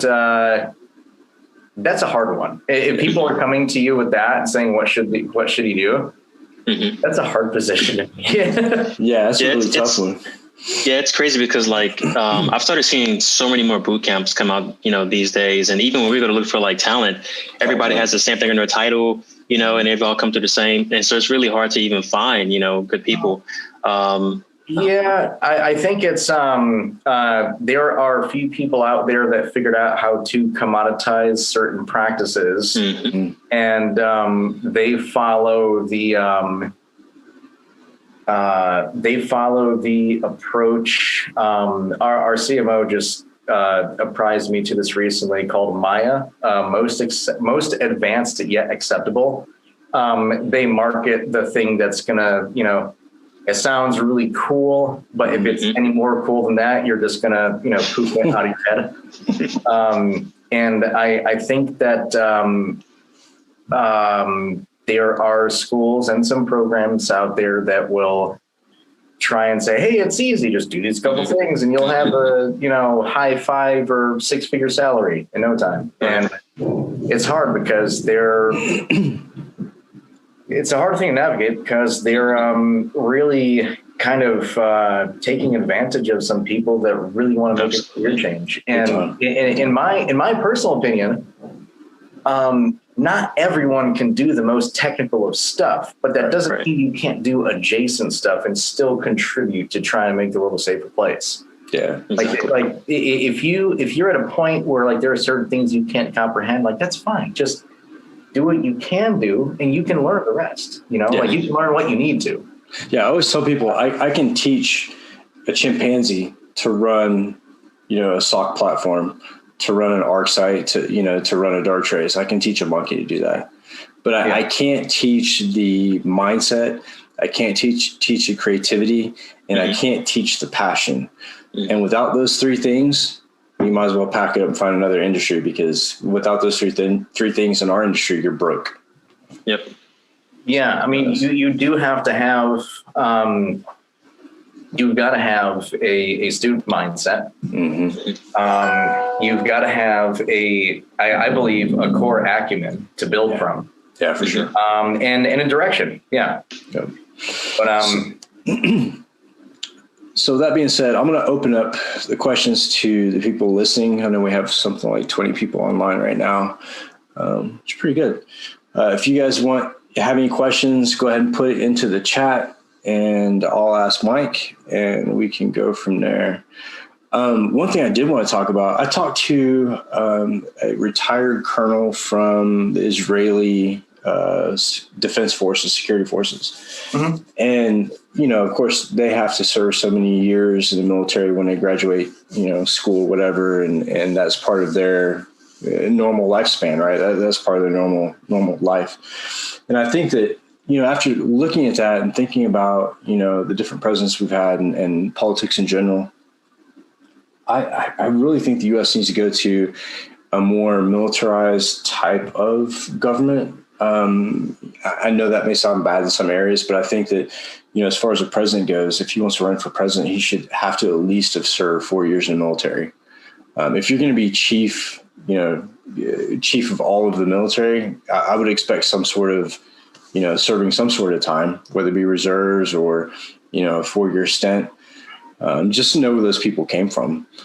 But the one thing I found with the security industry and the military, and I think that you can attest this to as well, Mike, is that when we get that security clearance, our value goes way up on the outside. And I think the biggest problem that the military has right now is retention, right? So they give us these top secret security clearances with polygraphs. We can go get a job in cybersecurity making 4 times as much as we made in the military. And that's a big hurdle that the U.S. Military is having to jump right now, is trying to figure out a way to retain soldiers and sailors and airmen without having to break the bank. Yeah, that's a good one. So when I got back from my second deployment, we had, it's like back in 2013, shortly after, we had a sensing session, which we get around and talk about our feelings and all that. No, it was a bit more nuanced, but it was basically just, getting feedback, getting feedback from, the lower level type guys like me that were doing stuff versus like the company and team commanders. Right. And it was just, a bunch of us enlisted types with the battalion sergeant major. Yeah. So, and it was really just trying to gauge like what was going on, et cetera, et cetera. And one of the initial things that this guy talked about was, we have a lot of smart people leaving USASOC, but like they go off and they become millionaires or whatever. But we need that here. Mm-hmm. And when I think of it, like when I got out, for me, a lot of things were a struggle. Mm-hmm. And because there were a lot of things that was a struggle, like, if I didn't find a job soon, the GI Bill wasn't going to protect me forever. I was going to, get kicked out of my apartment. I was going to lose my car, et cetera, et cetera. I needed to keep pushing for those things. But then when I got to a certain point, I realized that the military, the way it is, or the way it was, it's been like 7-8 years for me. So a lot of things have changed. Like a lot of the people I used to work with are all teachers at SWIC now. Yeah. It's easy to get pigeonholed. Mm-hmm. And if you want to branch out, do other stuff, it's not always easy. Yeah. So for me, I never planned to stay in more than 4 years. Mm. But if I did, I know that I would have been disappointed and probably depressed at some point, because I would have come to probably some of the same conclusions that I did now and realize that I can't do a lot from inside, right? Oh, yeah. Like being an outsider to a lot of things has helped expand perspective. And I really think it is, I think that there needs to be a sense of autonomy present. Yeah, for sure. Because the accountability is you have personable accountability, like right uniform, right place, right time, but you don't have autonomy. Mm-hmm. And you might earn it at some point, but even that is contextual depending on where you're working in. So I think having a sense of autonomy, knowing that your voice will be heard. Now, this is going to sound bad. I don't think that every person should always have a voice. Yeah. And I defer. Now, I'm not sure if you've watched that Seth MacFarlane show, The Orville. Oh yeah. But there's an episode where they go to a planet where the entire planet is ruled by a pure democracy. Mm-hmm. Like everyone has like a red down arrow or a green up arrow after they turn 18, and every single like say if you were the wrong thing, someone can come up to you and just downvote you. And then it gets like shared across the internet, right? It's like a bad Reddit. Yes, and it's a pure democracy. And democratic elections will, the results of that will take, by elections, I mean like they'll elect is putting oil into the harbor a bad thing? Yeah. Well, the elections prove it's not, so that's fact.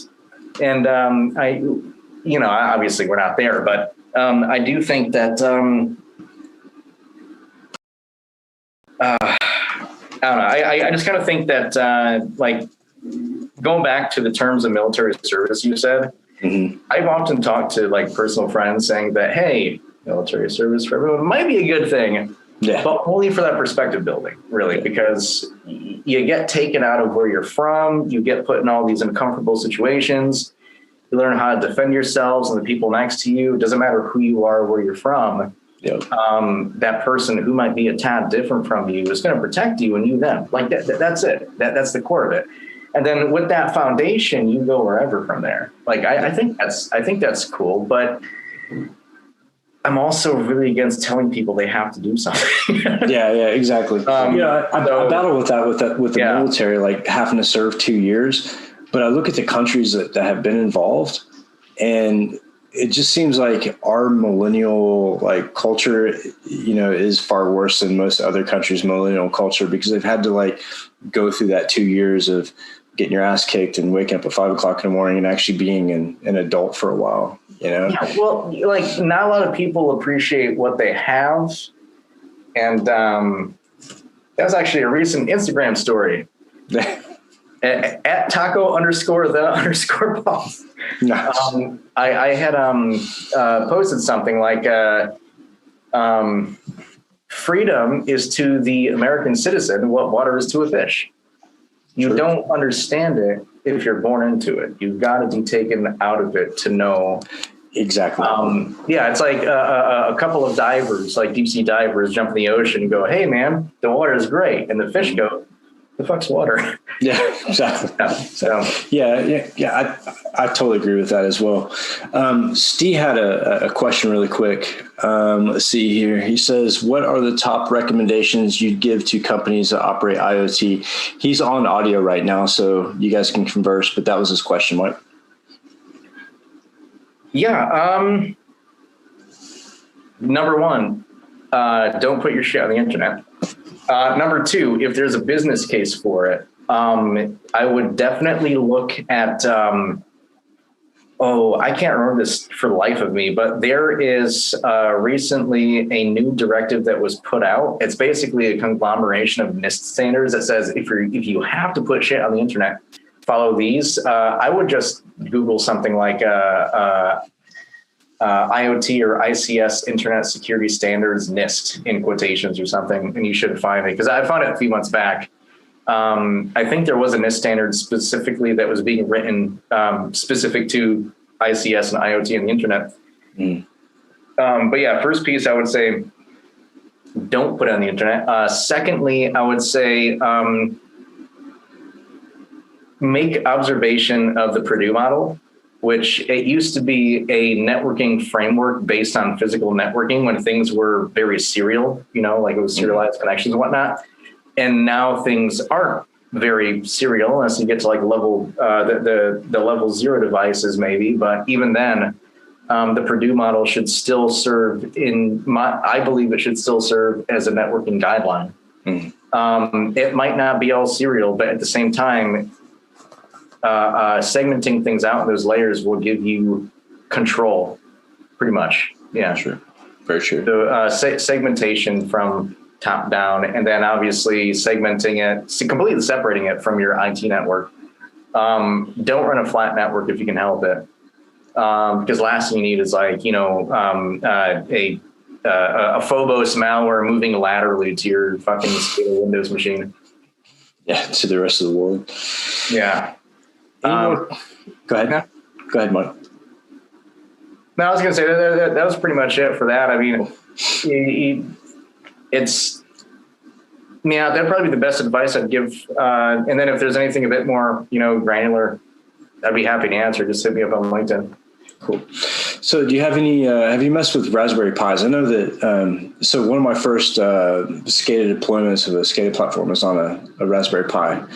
Do you have any Raspberry Pi projects that you work on or that you're thinking about working on? Or I don't work on them anymore just because the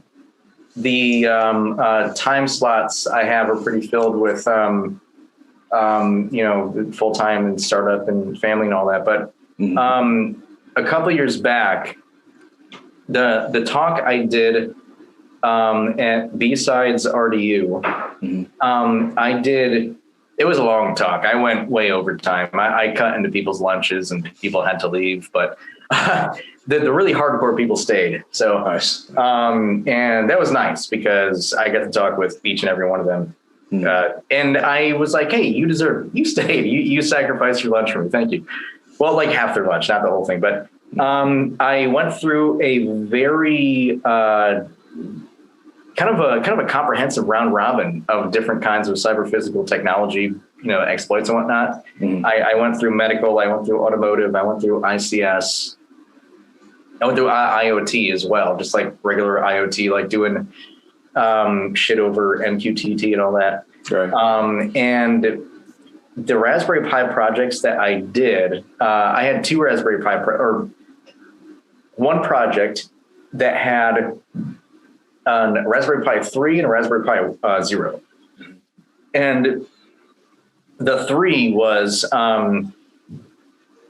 capturing, so a buddy of mine is a diabetic, and he gave me his, basically like a collection of like his old, like little pods he would stick in his arm, and they would inject the insulin into his arm. And then he gave me the management console, a little handheld thing. And I had realized that like, hey, if I increase this bolus amount to X or whatever, I can dump the entire thing into somebody. I can dump the remainder. As long as I put the max, whatever's in there, it'll just dump the whole thing into that person and send them into like a diabetic shock or hypoglycemia or like something dangerous at that time. And I was like, okay, cool. So I had a Raspberry Pi 3 that I was running an RTL SDR on, and I captured the radio signals to and from the devices. I was like, all right, I got that. And then the second part of the project was, well, if I'm an asshole, I ended up putting it onto a Raspberry Pi 0, and I had like a nice little like dangling stripped wire as the antenna to transmit. It was going to transmit that same signal, so that if you had this brand new device and I wanted to just like be an ass and fly that shit like around a first watch somewhere, I was gonna get somebody hurt. So that was it. Yeah, how to kill diabetic people. That was my Raspberry project. Yeah, they did a kind of the same thing with my pacemaker. I think they used the St. Jude model though, and they were able to send a defib signal to the pacemaker and actually send the guy into a like the mock person into a cardiac arrest by sending that request to the pacemaker. So yeah, like the IoT side of it is pretty scary, especially all the medical devices. And I've got the double whammy of having to have a pacemaker plus I have epilepsy. So I have like the technology trifecta when it comes to, screwing with me biologically. So that was one of the things that got me like really interested into medical devices and stuff like that. I think we did a pen test on the East Coast for a hospital, me and my buddy Chris, when we worked for NEC. And we had an individual that there was some type of server that was connected to the operating room. And I noticed clear text credentials flying back and forth between the sysadmin and this device in the OR.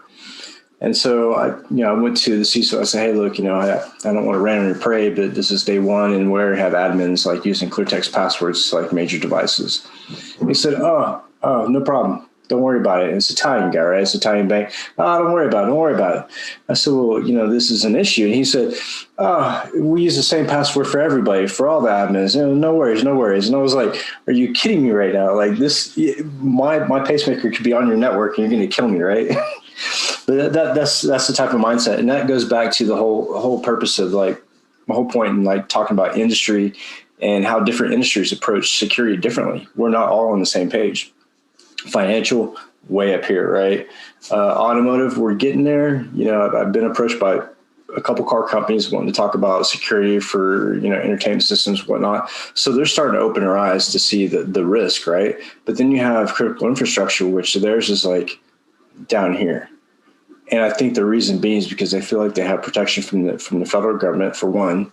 They have protection from the municipalities and from the utility companies too. So they're not forced to, they're not in an uncomfortable situation yet. I think SolarWinds helped put them there, but I think it'll take a while to take hold. And I think the effects from SolarWinds as well, I talked to TechStrong TV about it. I think that the effects that SolarWinds had, we've only seen a very small percentage of what's actually happened. I think a lot of our critical infrastructure and a lot of other companies have been compromised by the nation states, and they're just, they've got that trigger, that switch ready to flip it when the time comes. Yeah, and it's a concern of mine as well, just because so many things are out there that are open. Absolutely. So again, going back to like my biggest fear from earlier is that would happen. Yeah, absolutely. Yeah. So Steve says, hashtag ubiquity. I think ubiquity is one of the devices that's, I'm trying to think. I don't know if it's a ubiquity device that also is on port 502, but like typically when I do a lot of searches on Shodan, I have to filter out ubiquity. Yeah. So that might be what he's referring to, but or it could be something I just haven't read yet. Yeah. Well, that's about it. I don't have anything else. Do you have any questions for us, Mike? I know you've been hanging around with the Haunted Hacker crew for going on a month now, and do you have any questions for us? Anything that we can provide for you, or make things comfortable for you? I mean, I don't really think so. Just looking for more endorsements on my Microsoft, my MS Paint endorsements. I saw that on your LinkedIn and I was like, that's epic. Like, I have to put that on mine now. Yeah. I mean, like, if you don't, do you even internet? I don't know. Yeah, exactly. Paint and Calculator, those are like the two most wanted apps on the internet. So let's see. I can draw a circle. Yeah, exactly. So Steve said, I'll vote you up on Paint. Depends on which version. So anyways, I really appreciate you coming on to the show, Mike. It's been really awesome. I think next week we have Chris Sistrunk, another ICS SCADA type guy that's going to come on the show and talk to us about SCADA. Yeah, I recently started following him on LinkedIn. I think just because somebody referred me to him. Yeah, he's a great guy. When I was out at Idaho National Labs, we had a red team, blue team symposium type deal. And so they tested all of us and determined who's going to go red team, who's going to go blue team. I was on the red team. I believe Chris was on the blue team. Before we had broken into our teams, I'd already taken over the security systems, the cameras, and was like painting around, whatever. I'd taken over all the screens on the wall that they had connected to the SCADA systems and was playing solitaire in front of the classroom. So what it boiled down to was this whole big weekend, or this whole week of red team, blue team, and we get to the competition part. And, they divide us up. We go into our separate rooms or buildings. And I had flipped somebody on the internal side of the blue team. So they put paper in the door jamb and allowed me to get into their compound. And I was just unplugging cables. And before anybody could figure out what was going on, shit was going haywire. So there's actually a video that Chris found on the internet. Chris was in my class for that red team thing. And they duct taped me and drugged me out of the blue team compound, and they got it on video and they put it on YouTube. So it was pretty epic. It's pretty funny. But that was like one of my first introductions into SCADA. I thought it was really cool. Yeah, you should definitely post that in the Discord. I will. I watch that. I think I posted it like last week when Chris originally found it, but I'll grab it again and post it. Yeah, tonight. if you can, because for me that's a lot of up scrolling. I don't know if I can. Yeah, for sure. But yeah, it was a pretty epic deal. Like I had already destroyed the network. At one point when we were like first being debriefed in the class, they were going over the pumping and the schema, and they had like the actual pumps with fluid on the wall. And so I started attacking. I found like I wasn't paying attention to like the instructions, like as usual, and just like listening to what was going on, but also like fumbling around through the network trying to figure out what the fuck was going on. And I found that pump. And as they're speaking, talking about the whole engagement for the week, I'm making a pumps overflow, and they're having to yank Ethernet cables out of the thing. So, but that was back when SCADA was like first, hot onto the scene, and I think Metasploit had just produced the very first modules for SCADA pen testing within Metasploit right before that class. It was really cool. One more question, last question from Derek. He says, any recommendation on SensePost Red Team training? What Red Team training? SensePost. SensePost. Yeah, SensePost is very old school. SensePost has been around for a very long time. They have their own Red Team training. I'll go ahead and fill that question real quick. So SensePost Red Team training is really good. I would look for more of the government, sponsored Red Team training.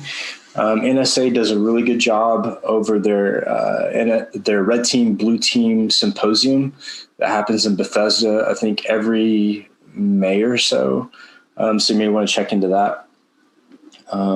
Other than that, the military has a lot of Red Team training. You're not going to find a whole lot of really in-depth Red Team training on the commercial sector unless they're ex-military or private military organization. Because Red Team, the term Red Team came from the U.S. military. So that's it. Next week we have, I believe, Chris Sistrunk. The week after that, I think we have Kane Gamble. I don't know if you guys know him, but he was the British hacker who hacked into John Brennan, head of the CIA's email accounts, and spent some time in prison for it. He's out now, and he's actually with us in the Discord. So nice. Yeah. So we have a couple of those guys. We have him. We have Ghost Exodus. He still kind of floats around a little bit. Me and a couple other people who have been down the dark road and decided to come help out the light side. So yeah, it would be pretty cool. But again, my dude, I really appreciate you coming on. It's been a blast, and hopefully, same here. Yeah, hopefully you'll stick with the group and Discord and, contribute and help us out where we can. The only one I actually actively check out. So cool. Awesome. Well, I'm glad it's ours. Alton, I want to thank you for jumping on and helping me co-host. And I'll see you guys next weekend. If there's any questions you have that we haven't answered, send it to me in Discord or just throw it in Discord. One of us will answer it. Of course, like always, there's Patreon where you can contribute money. There's a Teespring store where you can buy merchandise. All the merchandise proceeds, all the Teespring, all the Patreon stuff goes to the podcasting gear and time on Zoom and stuff to make this free for y'all. So if you want to contribute or get involved, please let me know. We're opening up the podcast for newbies. So if you're new into the industry, I do want to talk to you. I want to talk to you and figure out what brought you to our industry and kind of build that psychological profile. So if you're new, send me a message on Discord. I'd like to set up a time where we can actually bring you on the podcast and do a show and get some of that information from you. That's it. I will see you guys next week. Thanks, Mike. Sweet. Thanks, Mike. We appreciate it. Take care, guys. See you guys. You too. All right. Bye-bye.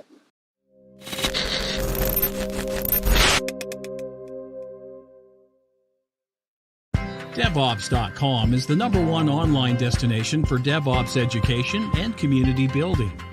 DevOps.com covers all aspects of DevOps, including DevOps best practices and tools, DevOps culture, DevSecOps, business impact, continuous testing, continuous delivery, and more. DevOps.com has the largest collection of original DevOps content, featuring breaking news, blog posts, podcasts, and more. Visit www.devops.com to learn more. DevOps.com, where the world meets DevOps.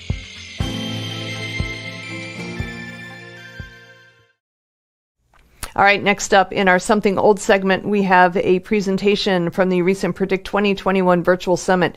Nate Stewart, who's the Chief Product Officer at Cockroach Labs, takes us down the disaster recovery path to turn it on its ear into IT resiliency.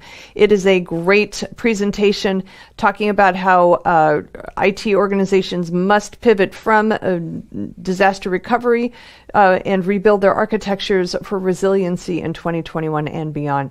It is a great presentation. Let's get right to it.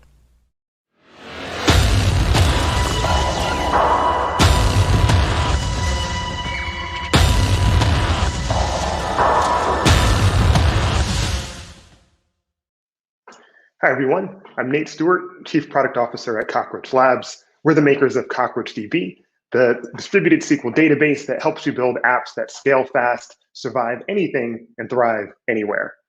In this session, I'll be talking about one of my favorite trends, and that is the transition of IT from a stance of disaster recovery to more of a posture of IT resilience, a move from being reactive to more proactive about great customer experiences. So let's look back to November 25th, 2020. It's a couple of days before the biggest online shopping day of the year, and Amazon Web Services has a major outage. It brings down half the internet, right? So you see apps and services like Roku going offline, Adobe going offline, Ring and IoT systems cease to work. And of course, Amazon IT is scrambling to get back up and running, and these various companies, their IT departments are scrambling to get back up and running. What's interesting is when you look at this from the customer's perspective, think about the person the point is that not everyone was impacted by this outage. So think about two AWS customers, Netflix and Apple. Their services remained online. Why was that? Well, it turns out that Netflix, Apple, and a couple other companies, they were taking a slightly different approach to disaster recovery. Rather than start with their existing architectures and saying, hey, how can we make our runbooks as thorough as possible? And how can we make this system as robust as possible? They were actually working backwards from the customer experience. They were going beyond business continuity and thinking about customer delight. Because at the end of the day, customer experiences or expectations have changed. Customers want always-on experiences from their apps and services. Those apps and services, they have jobs to be done, and customers want them to be done 24/7. And so this leads to the fundamental trend that we're seeing at Cockroach Labs, or one of the major trends, and that is IT transitioning from disaster recovery, so being reactive, to a position of being resilient to disasters. So the customer is none the wiser in the event of a AWS or Google or a Microsoft outage. And what we also know is that looking at the entire IT stack, the database is the critical piece of infrastructure. If that database goes down, you're almost certain to have a poor customer experience. And so we're tackling the problem from the database up. And so with that in mind, I want to talk about 3 predictions. The first is that over the next few years, disasters will no longer be exceptions. This is something that you'll take for granted. Machines will fail, infrastructure will fail, networks will fail, and your customer experience needs to remain constant. The second big trend is that the idea of separating unplanned downtime and planned downtime is not going to be as relevant. Planned downtime will fundamentally be eliminated over time. And then the last thing I want to talk about is how the traditional disaster recovery metrics, things like recovery time objective and recovery point objective, those fall a little bit short when it comes to comparing different types of architectures for enabling IT resilience. So we'll talk about each one of those. So first, disasters can't be exceptions. So one of the major trends that we're seeing is a massive migration of IT spend and IT workloads to the cloud. And at Cockroach Labs, we see this happening in three main waves. So yes, there's this software as a service wave that's largely already happened. And we're in the middle of an analytics wave where you see companies like Snowflake really helping customers move their analytical workloads to a cloud native form factor. But there's a third wave, and we think it's a much larger wave of mission critical transactional data to the cloud. Those systems of record, those databases that are the beating heart of so many businesses, those are also making the transition. And software vendors and researchers are figuring out what are the right techniques and what are the right tools to help these traditional relational databases thrive in these new cloud environments. And there's some research out of Gartner that suggests that in 2022 or by 2022, 75% of relational databases will be deployed or migrating to cloud environments. And why is this migration happening? Well, in one aspect, people want to defer to the experts when it comes to running their infrastructure. But it turns out that even in expert-run clouds, disasters still happen. Looking over the last 7 months, IBM was offline for a bit, Microsoft, AWS, Google, and those all had customer outage implications. So what do you do about this? And why is this fundamentally a problem for relational databases?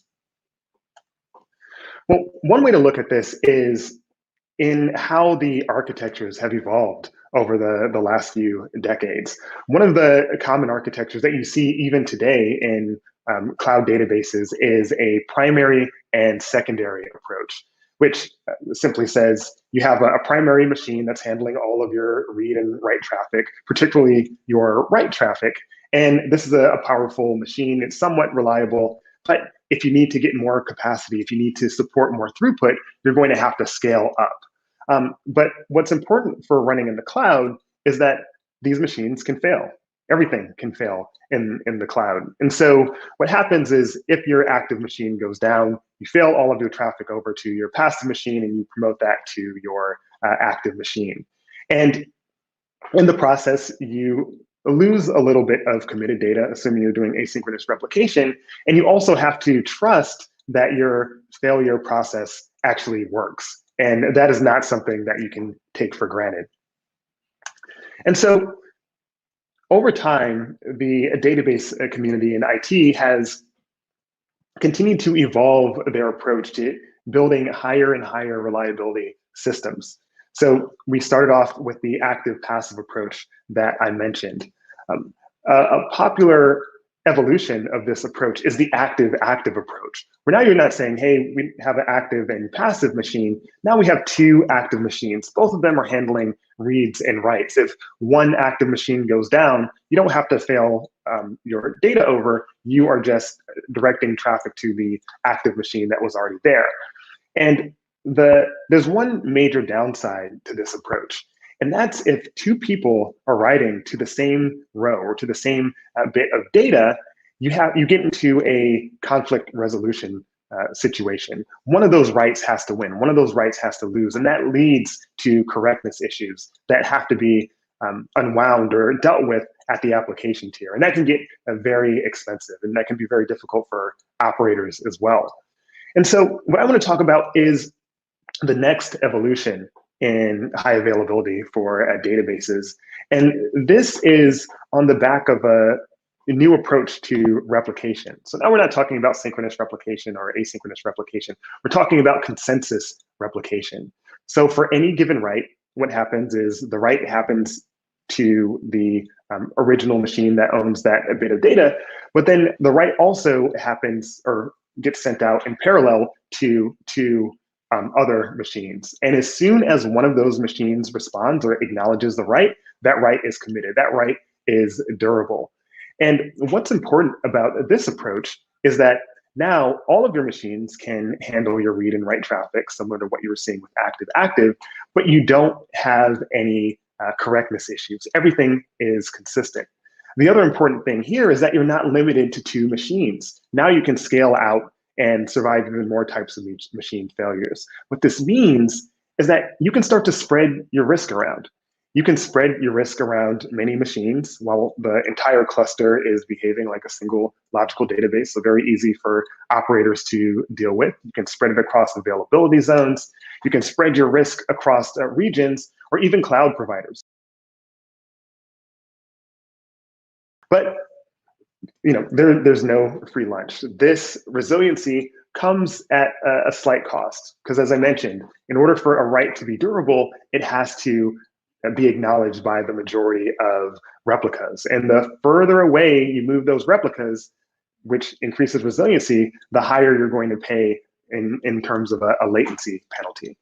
So what this means is that as IT is moving to some of these new architectures, they have a new set of trade-offs to evaluate. They have to think about how much resiliency do they want at the expense of latency, and that's a choice for every business.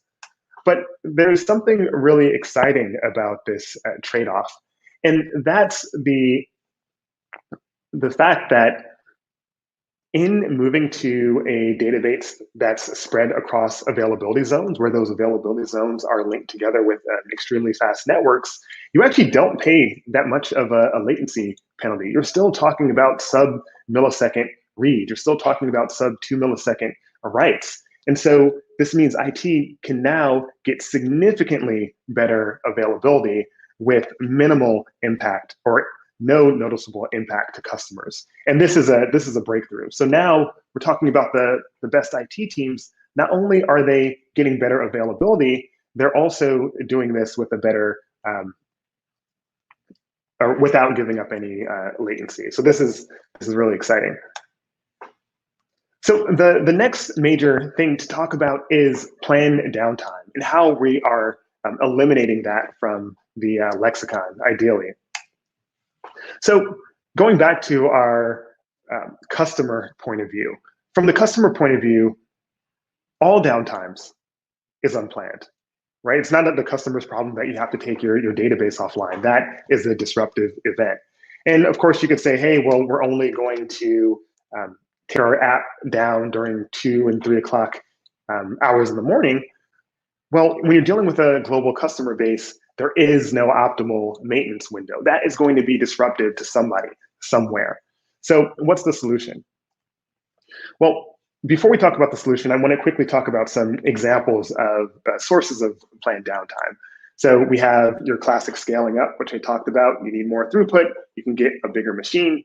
You have your database upgrade. So maybe there's some new functionality or a performance enhancement that you want to have access to. You're gonna have to take your database offline and do that upgrade. Same thing for your operating system or your container security updates. And yes, there are ways to do this in a active-active system, and there are ways to do this in an active-passive system. They're very expensive and they're very risky to pull off. But what about the new approach that we talked about? What about this consensus replication approach? Well, now that we know that we can survive a single machine failure, because again, the writes are replicated and all of the machines can participate in reads and writes, all we have to do is just take each node offline, do the maintenance activity that we need to do, whether it's repaving a container or upgrading the hardware. And then once that is complete, we bring that node back online, and then we take the next node offline. And we do that until the entire cluster is upgraded.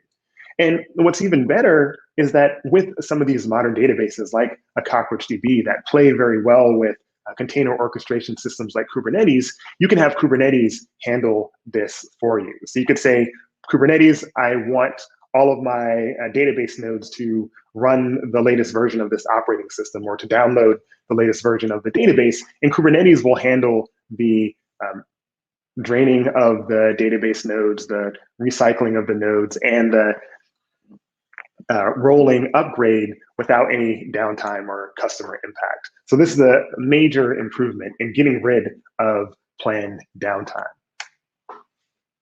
So the last trend to talk about is disaster recovery metrics. And these are some of the things that we see a lot when we're talking to customers that are evaluating CockroachDB for their mission critical workloads.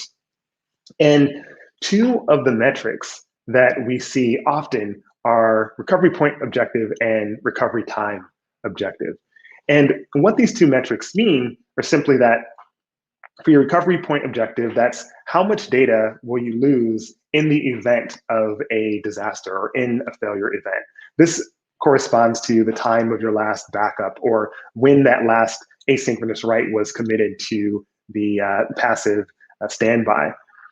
The next metric is all about how long your application is offline. How long does it take you to recover your committed data? And the combination of RPO, RTO is a great starting point for understanding the disaster profile of different architectures and different processes. So there's something wrong with just using these two metrics.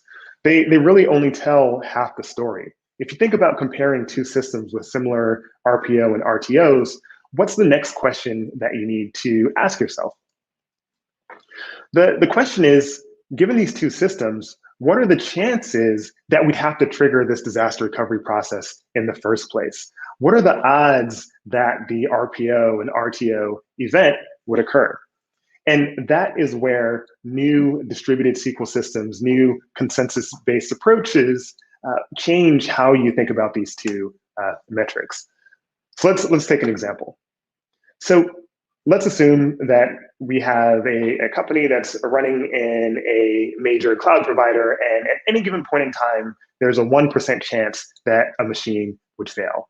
And for the sake of this exercise, let's assume both of these architectures have exactly the same RPO and RTO considerations. Well, let's see how this plays out in practice. In the first architecture, as soon as their active goes down, which will happen 1% of the time, they have to trigger their RPO, RTO.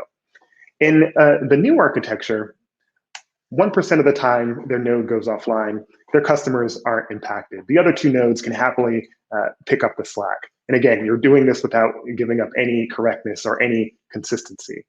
It's only if a second node goes offline before you're able to get the first node back offline or back online that you trigger a disaster event, that you trigger your RPO, RTO process.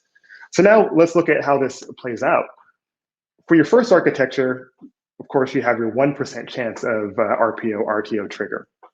But for this new architecture, now you're at a 0.01% chance. So that's not 1 in 100 or even 1 in 1,000. That's a 1 in 10,000 chance of having to trigger your RPO, RTO process. This is what a move from disaster recovery to disaster resilience starts to look like. Because looking at just RPO and RTO, as I mentioned, it's only half the story. You need to look at the expected cost of downtime, weighting it by the chance that you'd actually experience a disaster. And that chance can be significantly reduced if you choose the right architecture. So I talked about the 3 predictions. I talked about disasters as non-events, right? So disasters should not be exceptions, especially if you're moving to a cloud environment. I talked about customer expectations around unplanned versus planned downtime, and both are unacceptable. And of course, you can't rely on maintenance windows to get around that problem. And then lastly, the time-tested RPO and RTO metrics, they're a great starting point for talking about disaster recovery, but they only tell half the story. And we really need to look at the chance that those two metrics are triggered, or that the RPO, RTO events are triggered. So what's beyond a business continuity? What does it look like for more organizations to start to think about customer delight? Well, as I mentioned, the most sophisticated IT organizations, they are taking a proactive rather than a reactive approach. And if you think about the market, the architecture and the ability to invest in these globally distributed, redundant, highly available architectures is really limited to a select few of a very small set of organizations. Maybe they have the right talent or the right resources, or they were created at the right time. Right now, that's a competitive advantage for these technology companies. But with the right open source technology, with some of the things, for example, we're doing at Cockroach Labs to democratize the ability to build these distributed, even globally distributed data architectures, that's moving from a competitive advantage to something that is absolutely a requirement for every IT organization, whether they're serving customers or even internal clients. All right, so this is a trends talk. So what comes next? What happens after IT resilience?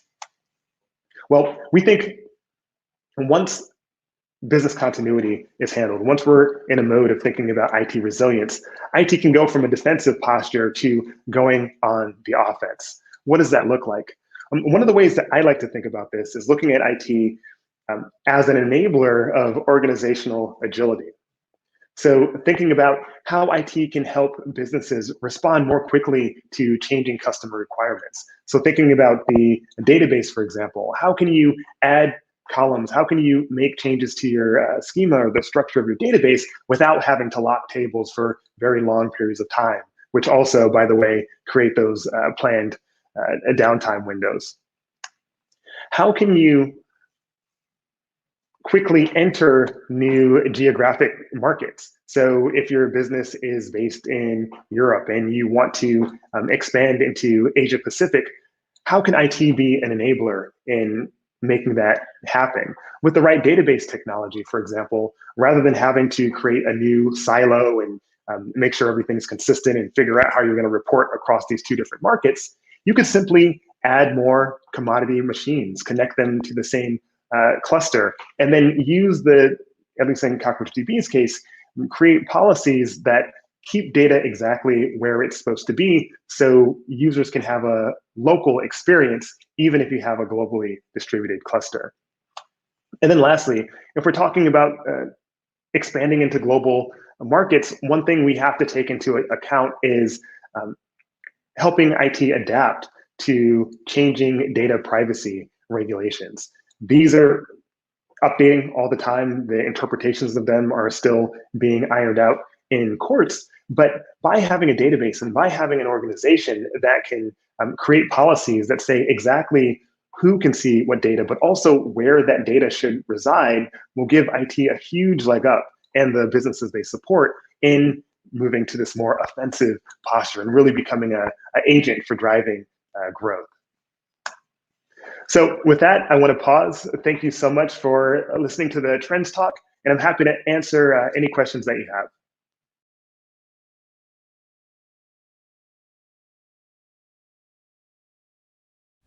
Happy birthday, happy birthday, happy Thursday, everybody. This is Charlene O'Hanlon, and I am here now with the headlines. First up on DevOps.com is an article that looks at the 4 ways Secure Access Service Edge, or SASE, can fuel DevOps productivity. Many organizations have adopted SASE as part of their digital transformation efforts. SASE basically merges together SD-WAN and security stacks to deliver secure networking and improved WAN performance, making it a logical choice for cloud-enabled businesses. However, SASE offers other benefits that may be of particular interest to DevOps teams.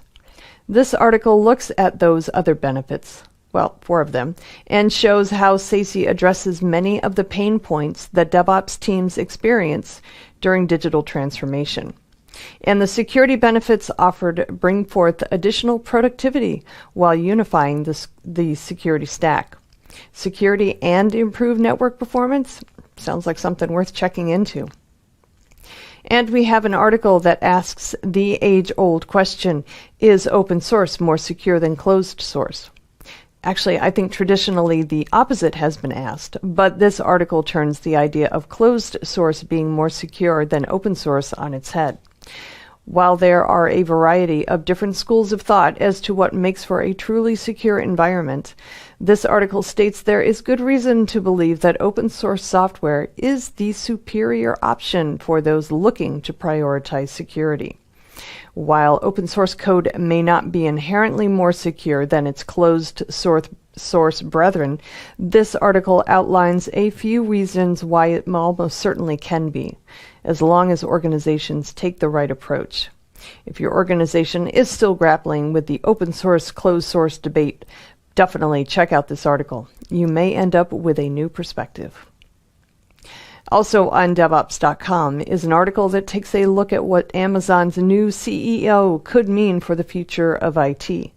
This article isn't actually about the person, but rather a look at life after Jeff Bezos, with AWS head Andy Jassy at the helm.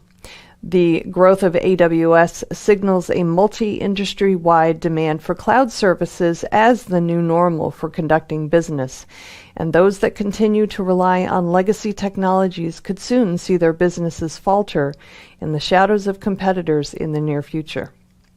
This article is a call for organizations to move from their legacy infrastructures and embrace the cloud for various reasons: scalability, reliability, power consumption, security, yada, yada, yada.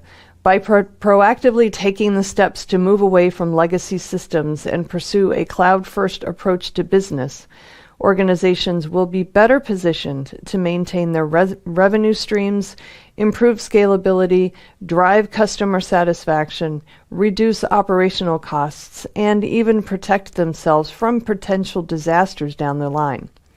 Andy Jassy's ascension to the AWS throne is proof of the cloud's impact on IT and the very real benefits it offers. All right, over on Container Journal, Mark Hornbeek takes a look at containers and Kubernetes in the DevOps value stream. One major goal of DevOps is to improve value by reducing lead times and removing bottlenecks in software value streams. The winning method for identifying those bottlenecks is called value stream mapping, and it's something we've been covering pretty extensively over on DevOps.com. Mark discusses the concept of value streams and value stream mapping and how they can be used in DevOps environments, and provides a specific example of the dramatic effect containers with Kubernetes orchestration can have on a DevOps value stream. This article offers some tangible information on the value that cloud-native technologies can have in DevOps environments from the business perspective, and it's one definitely worth checking out. In news, the Technical Oversight Committee for the CNCF announced that an emissary ingress gateway for APIs and an ingress controller designed to run natively on Kubernetes, formerly known as Ambassador, has become an incubation-level project. The Emissary Ingress Gateway was created in 2014 by Ambassador Labs, when the company was known as DataWire, and it is built on top of open-source Envy proxy software, which is also a CNCF project. The Emissary Ingress project provides a more efficient approach to managing APIs because it relies on Kubernetes for persistence, which eliminates the need to deploy a separate database. Kubernetes can also automatically restart emissary ingress if any problems are detected. And with the rise of microservices, the number of APIs that are strewn across the extended enterprise is steadily increasing.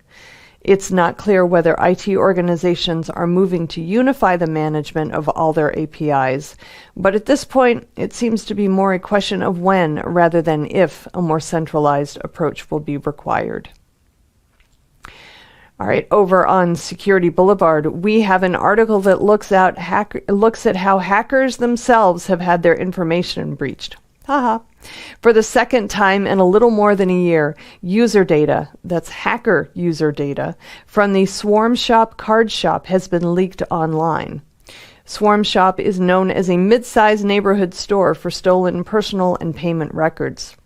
Hackers leaked the information on another underground forum, which included more than 12,000 records of card shop admins, sellers, and buyers, and information such as nicknames, contact information, activity history, hashed passwords, and current balances. In the hacker community, honor among thieves seems to be a Hollywood myth. The first breach, which occurred in January, was likely done in revenge, and it's possible this breach was done that way as well. All right, and finally, we have an article about securing healthcare post-COVID-19. You knew there'd be at least one pandemic-related story in the headlines, didn't you? It's no secret the global pandemic has accelerated digital technology trends across several industries, and healthcare is obviously no exception. As social distancing increases, telehealth and remote patient monitoring are becoming increasingly common. But even before COVID-19, hospitals and other healthcare facilities had already embarked on their digital transformation journeys. Wearable technologies, remote IV pumps, monitoring devices, and mobile apps have been improving healthcare delivery for years. However, at the same time, they have dramatically increased the complexity of network environments. To safeguard patient data, protect their environments, and comply with HIPAA and other government and industry regulations, healthcare providers require a strong level of data integrity, authentication, and encryption support. This article takes a look at private key infrastructure as a solution for robust security for connected devices and offers some tips for organizations to consider as they increase their reliance on IT and connected healthcare devices. All right, that's it for the headlines today. I'll be back with you on Monday with a brand new batch. Until then, I hope everybody has a great weekend, and whatever you do, please stay safe. This is Digital Anarchist. Hey everybody, welcome back to TechStrong TV. I'm Charlene O'Hanlon, and I'm very, very excited about this next segment that we're going to dive right on into. I have David Wheeler with the Linux Foundation, who is back again with our monthly topic on open source software security. David, thank you so much for joining me today. And I know we have some different guests from past conversations. This time around, we have Asri Ali, who is a software engineer at Google, and Oliver Chang, who also is a software engineer at Google. So thanks to all three of you for joining me today. I really do appreciate it. Thank you very much. So excited to have this conversation. We're going to be talking about fuzzing, or fuzz testing, I guess. It's a software testing techniques that you guys know a whole lot more about than I do. But I'm really interested in finding out how fuzzing is being used these days, especially with regards to open source software security. So David, why don't you kick off our conversation? What are we, what's happening in the fuzzing space? Because I know it's not a new concept. No, although we probably ought to define our terms first so everybody knows what we're talking about. Yeah. When we're talking about fuzzing, it's a technique that sends in, I'll do scare quotes, randomized input to a program, and then you monitor what happens. Mm-hmm. It's very different than, say, traditional testing, where you send in inputs and you know what the expected output is. Because you don't know the exact outputs that's supposed to be required, it's a lot easier to send a lot more inputs in and see what happens. In particular, you're looking for things like, does it crash, which you shouldn't be happening. And it turns out this is a really, really good way to find security vulnerabilities. And Azra and Oliver, you want to extend that? Because I'm sure you can. Yeah, I mean, I could talk a little bit about how fuzzing is used in Envoy, and echoing what David said, Envoy is basically an open source proxy. And so people are sending lots of requests through it, depending on where it's deployed, and lots of responses through it, depending on other deployments. And so like David said, people may want to detect whether the program crashes from certain inputs. And that turns into a security risk off the bat. For example, if a network goes down, if someone sends some random garbage at it. So that's the essential concept of it, but it can definitely be extended to finding more than just crashes, and really, moving from a crash to a serious exploit sometimes isn't that difficult. So attackers are definitely looking for these types of crashes coming from fuzzing, and are actively looking for vulnerabilities through them. Wow. So Oliver, what do you, I'm assuming that your role is slightly different than Ezra's, but what are you, how are you using fuzzing in your application development efforts? Are you looking specifically for vulnerabilities as it pertains to security vulnerabilities, or are you looking more for the, just the things that will crash the system, if you will? Yeah, sure. So my team maintains probably the biggest fuzzy infrastructure within Google. Okay. And this is also something that we provide to open source developers as well through a service called OSS Fuzz. Okay. So yeah, our primary goal is to find security vulnerabilities. We actually started out by fuzzing the Chrome browser. It's a big part of the security of Chrome, making sure we stamp out all the bugs that we can find through automation before we ship out the browser to users. But we also, in recent years, have been trying to encourage people to use fuzzing for non-security vulnerabilities as well. So you can use fuzzing to find correctness bugs.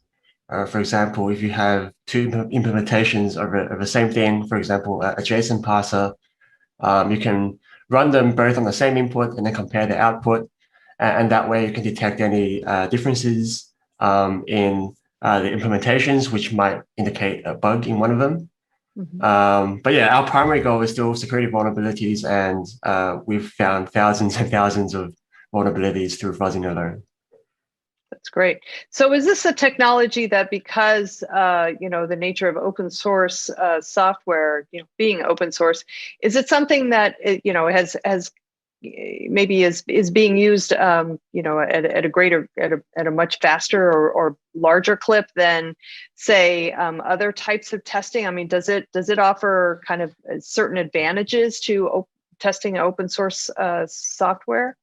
Or is it more of a, is it something that really could be applicable across all types of code and then, used with the same, amount of success? I'll make a shot, and then Ezra and Oliver can disagree if they wish. Fuzzing can be applied to open source and closed source software. You don't technically need the source code in order to send a program inputs and see the results.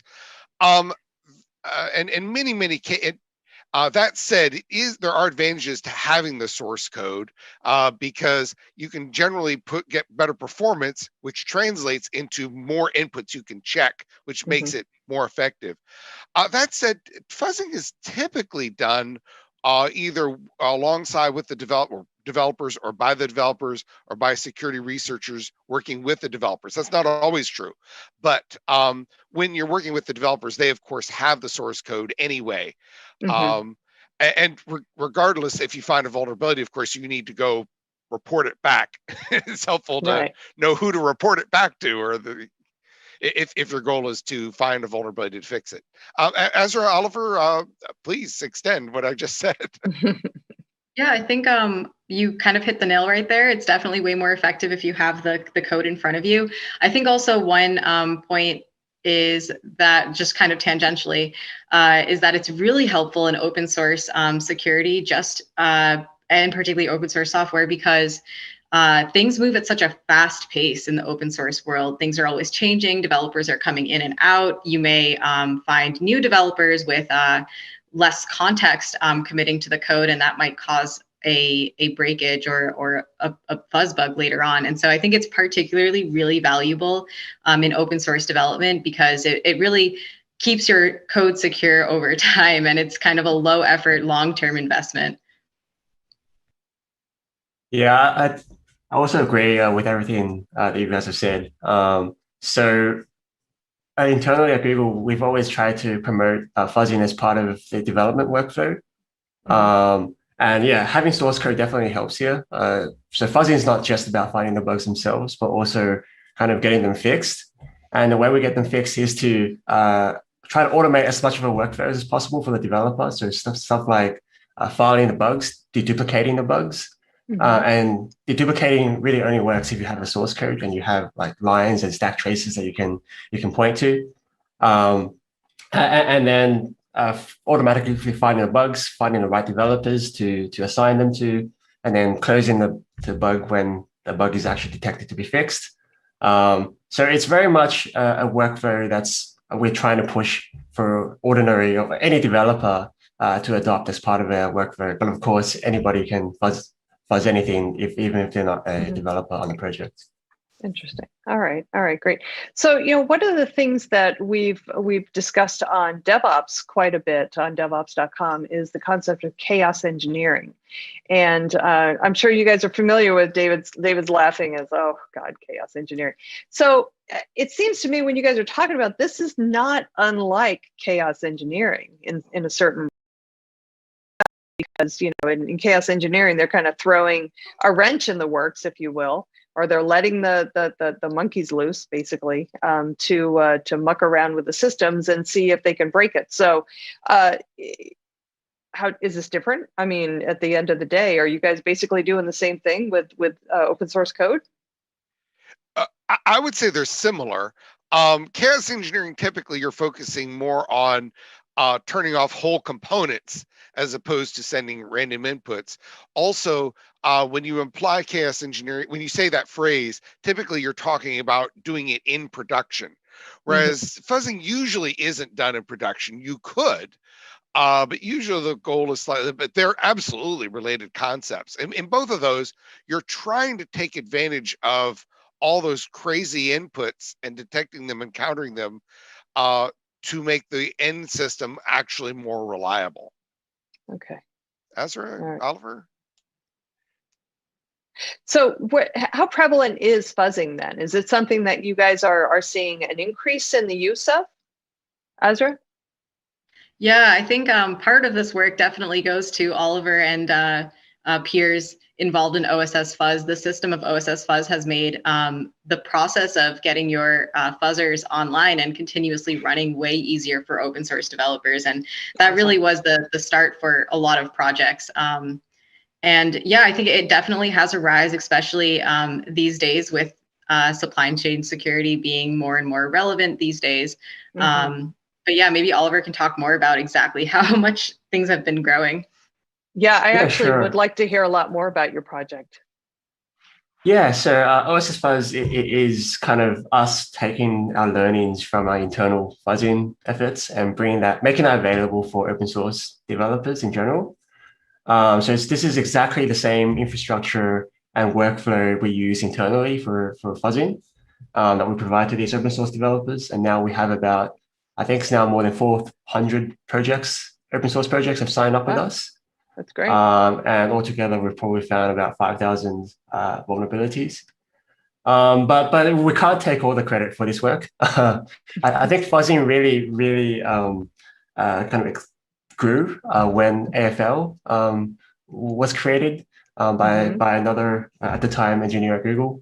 And then other teams have added better fuzzing support to the compiler. So these days, if you use the Clang compiler, you pretty much get fuzzing support out of a box.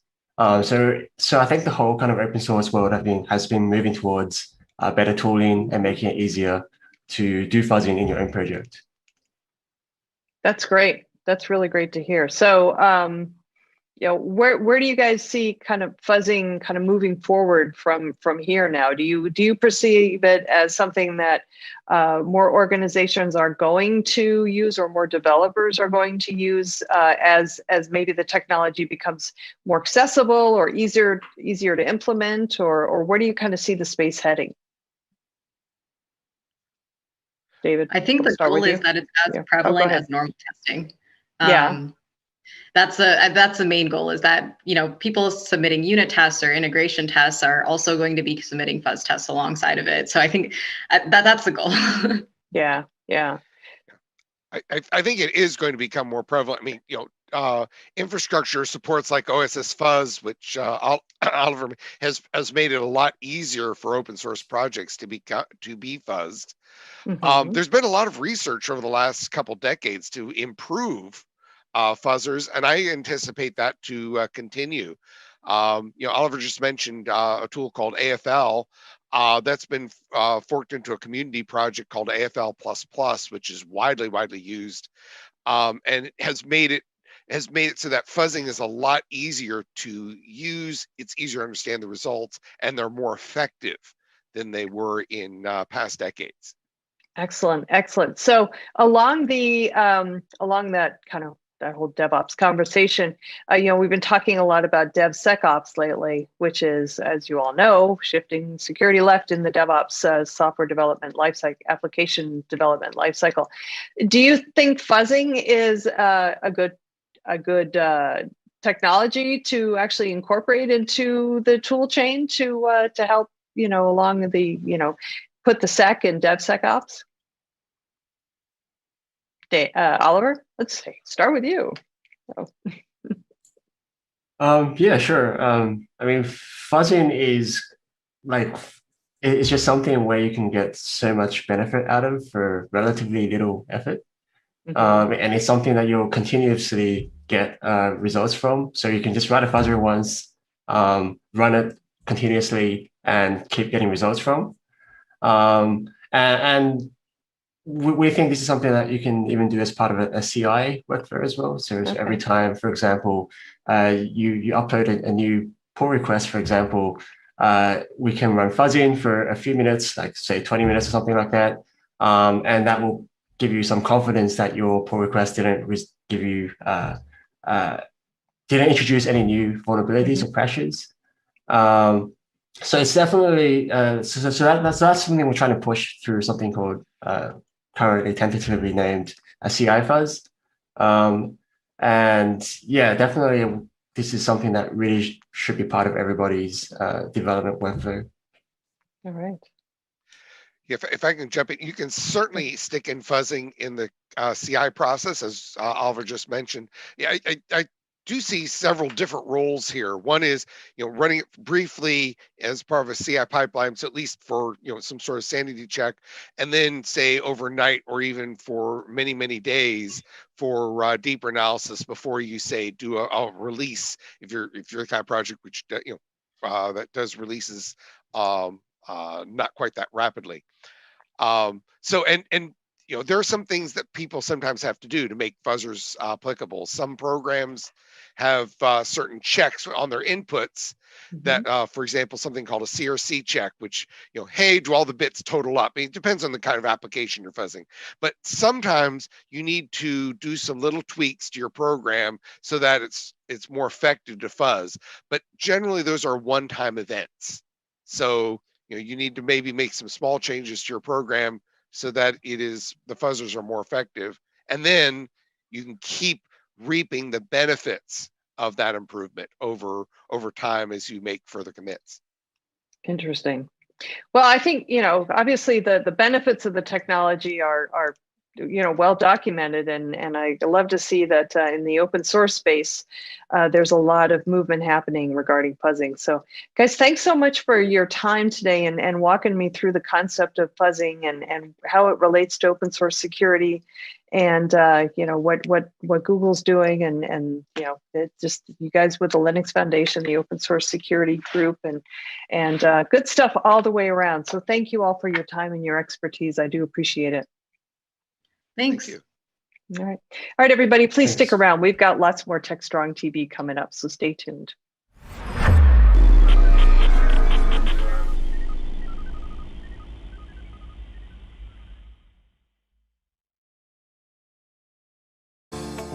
Disruption is occurring across every aspect of IT. Open source, cloud services, DevOps, and cloud-native software architectures are democratizing IT and radically transforming how business is done. The old ways of creating software and doing IT are being replaced with agile, flexible, faster, and cheaper methods, benefiting vendors and users alike. Accelerated Strategies Group is out to democratize access of industry expertise and knowledge. We use our expertise and experience to offer insightful, intelligent, useful information in a variety of formats relevant to the IT community: digital events, videos, reports, assessments, workshops, and implementation projects with tech vendors, IT organizations, and business leaders.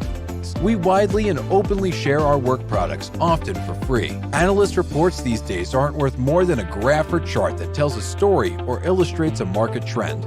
We work with developers, DevOps teams, cloud architects, security engineers, and transformation leaders most every day, creating and implementing transformational strategies and technologies. We're not just thinkers, we're also doers.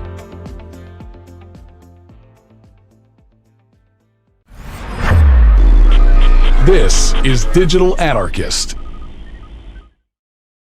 Hey, everybody. Welcome back to TechStrong TV. I'm Charlene O'Hanlon, and I am here now with Alex Hebert, who is the co-founder of a company called For All Secure. Alex, thank you so much for joining me today. Really do appreciate it. No, thanks for having me, Charlene.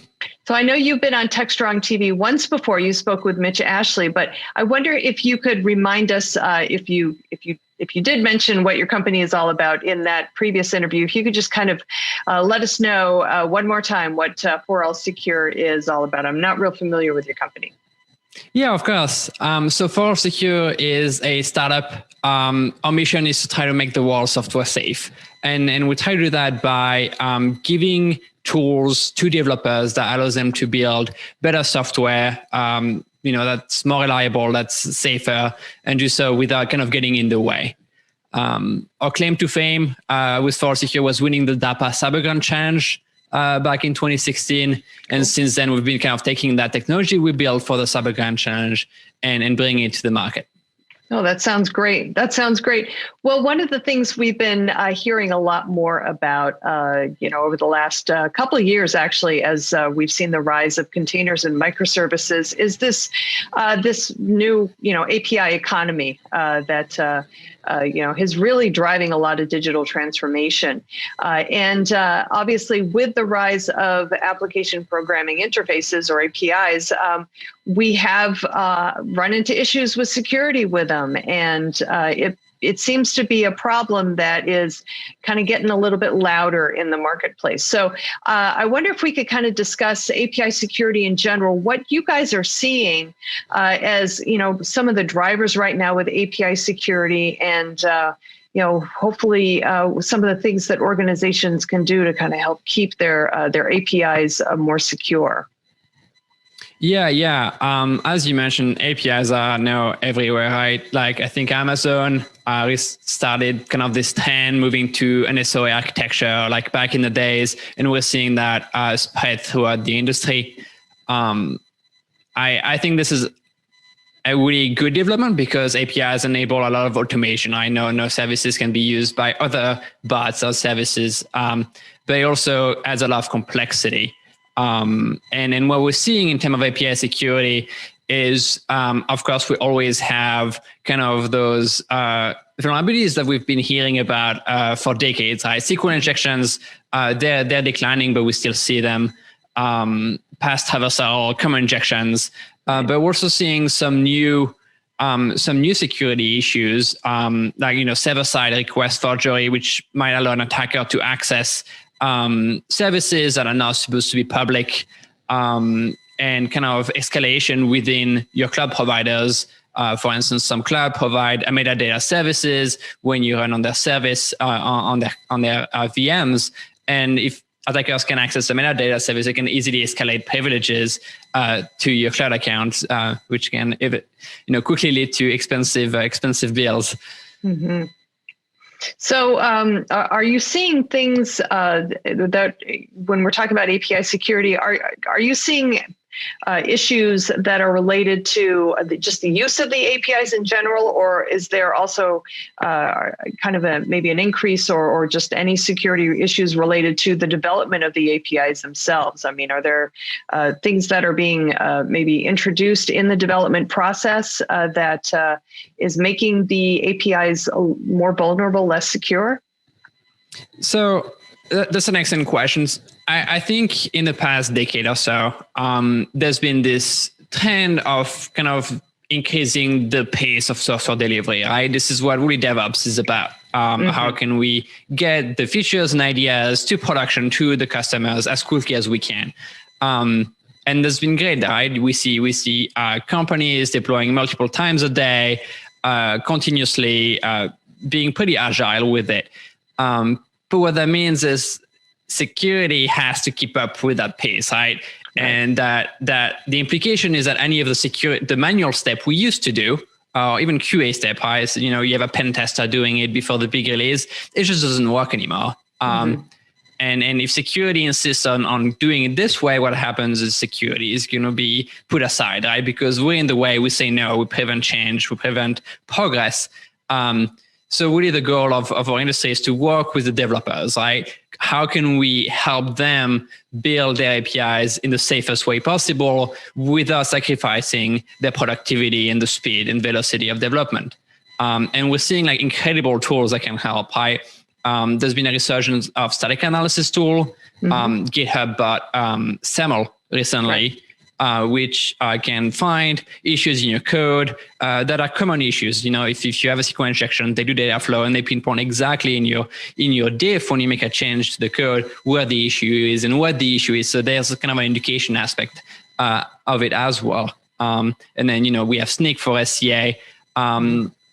I'd like to see more, and then that's part of what Force is trying to do, more on the dynamic analysis side of things. I think there's issues that static analysis might not be as good at finding due to the complexity of the code. And in dynamic analysis is a technique that's used a lot by attackers. And I see that as there's no reason why it can't fit within DevOps model as well. Okay. All right. Yeah. So we hear a lot about DevSecOps and the fact that so many organizations do need to incorporate security much earlier in their software development lifecycle. But it also seems to be something that a lot of people are talking about, but not too many organizations are doing effectively. And I think a lot of that still has to do with the culture between security and developers, and they're not like peanut butter and jelly, if you know what I mean. They just sometimes just don't work very well together. So how can organizations kind of get over that hump, if you will, especially when it comes to these cloud native architectures and these organizations that are adopting these microservices and containers, and it seems like security should be top of mind for them because just the nature of what they're building demands a higher level of security. So, what would you suggest organizations do to kind of move beyond what they're, maybe what they're dealing with now when it comes to security and development being two separate camps, if you will? Yeah, that's really interesting you say that, because if you look back, I went back and looked at kind of the talks that started it all in terms of DevOps, right? It was this talk by engineers at Flickr, and they talked about the tension between engineering organization, like kind of developers and operations. And this was exactly what you described, right? There's this tension of operations care about uptime and keeping the software up. And to do so, they want to minimize change because change is when downtime happens. And what we're seeing with security today is kind of the same thing, where security is trying to prevent change because change often introduces vulnerabilities. And maybe they're overcautious, right? Because they care about security so much and they're judged on security that they don't have incentive to say yes, because yes is a potential vulnerability that's added and that's going to reflect badly on them. And so I think the issue, and I say this being on the security side, is kind of on the security side where as security practitioner, we have to understand the threats better And yes, some behavior are unsafe, but it's not black and white. We have to understand the risk, the kind of the intensity of like the risk that each action can take and can lead to, right? And sometimes it is okay to say yes, even there is some minimal risk, because there's always some, right? And we have to evaluate it instead of saying no to everything. So that's one thing. The second one is including the developer organization. If I think Dino from Square said that recently on Twitter, if you have a security organization and then developers are not part of it, your organization will not be safe. You can put all of the controls in place that you want, but if you don't make it usable, if you don't get the other people on board, they will find a bypass, right? And like we often hear of, maybe an IT security setting up some like really strict control on the network, and then developers, setting up a reverse tunnel that kind of bypass everything that was set up in place, because that's how they get worked down. And so you need to understand how the tools, as the security tools you put in place, are being used to make sure that they don't get in the way. And the third thing is including more tools in the pipelines that are automated. Like kind of bring the security knowledge that maybe is not commonplace for all developers, but bring them to the developers easily in a way that's digestible and also automated. Okay. All right. So do you think, though, that in automating these tools, making them easier for developers, I think part of the issue is security folks think that kind of cuts them out of the equation, that they're no longer going to be, a part of that development process, if you will, where we're talking about the security of the applications. But that's a misnomer, right? I mean, security still has a very large role to play in secure application development beyond the tooling. So, Yes. What would you say to a security person who is saying, "Well, I don't really want to subscribe to DevSecOps because all of a sudden I'm going to be out of a job"? I mean, I see what you're saying. I guess like that to me that would be success, right? Problem solved. Right. The fact is, there is a huge shortage of talent in our security industry, right? And there is no chance that we will be out of a job anytime soon, which I guess is good for job security. But if we manage to automate some of the problems, right, that's stuff we can stop thinking about, and we can start tackling the next thing. And that's how we make progress. And that makes a lot of sense. I mean, if you can work on the things that are a more proactive approach to security rather than always chasing after the issues that have already popped up, I think that's definitely a win for the organization. Do you see that API security, if the issue is going to get worse before it gets better, or do you think that we're going to see kind of a natural migration toward greater security efforts with APIs, as we've done with other parts of the software development lifecycle? So I think it's mixed. I think given like a set amount of API or code, I think the defect rate is going down. I think, we have better libraries, we have better frameworks. It makes it a lot harder to make mistakes. And that's awesome. So I think that's a huge success. But as we mentioned earlier, there's also like so much more APIs out there, right? And because of that, there's obviously more vulnerabilities. I think overall, I expect the trend to be going down, but kind of slowly. Okay. Yeah.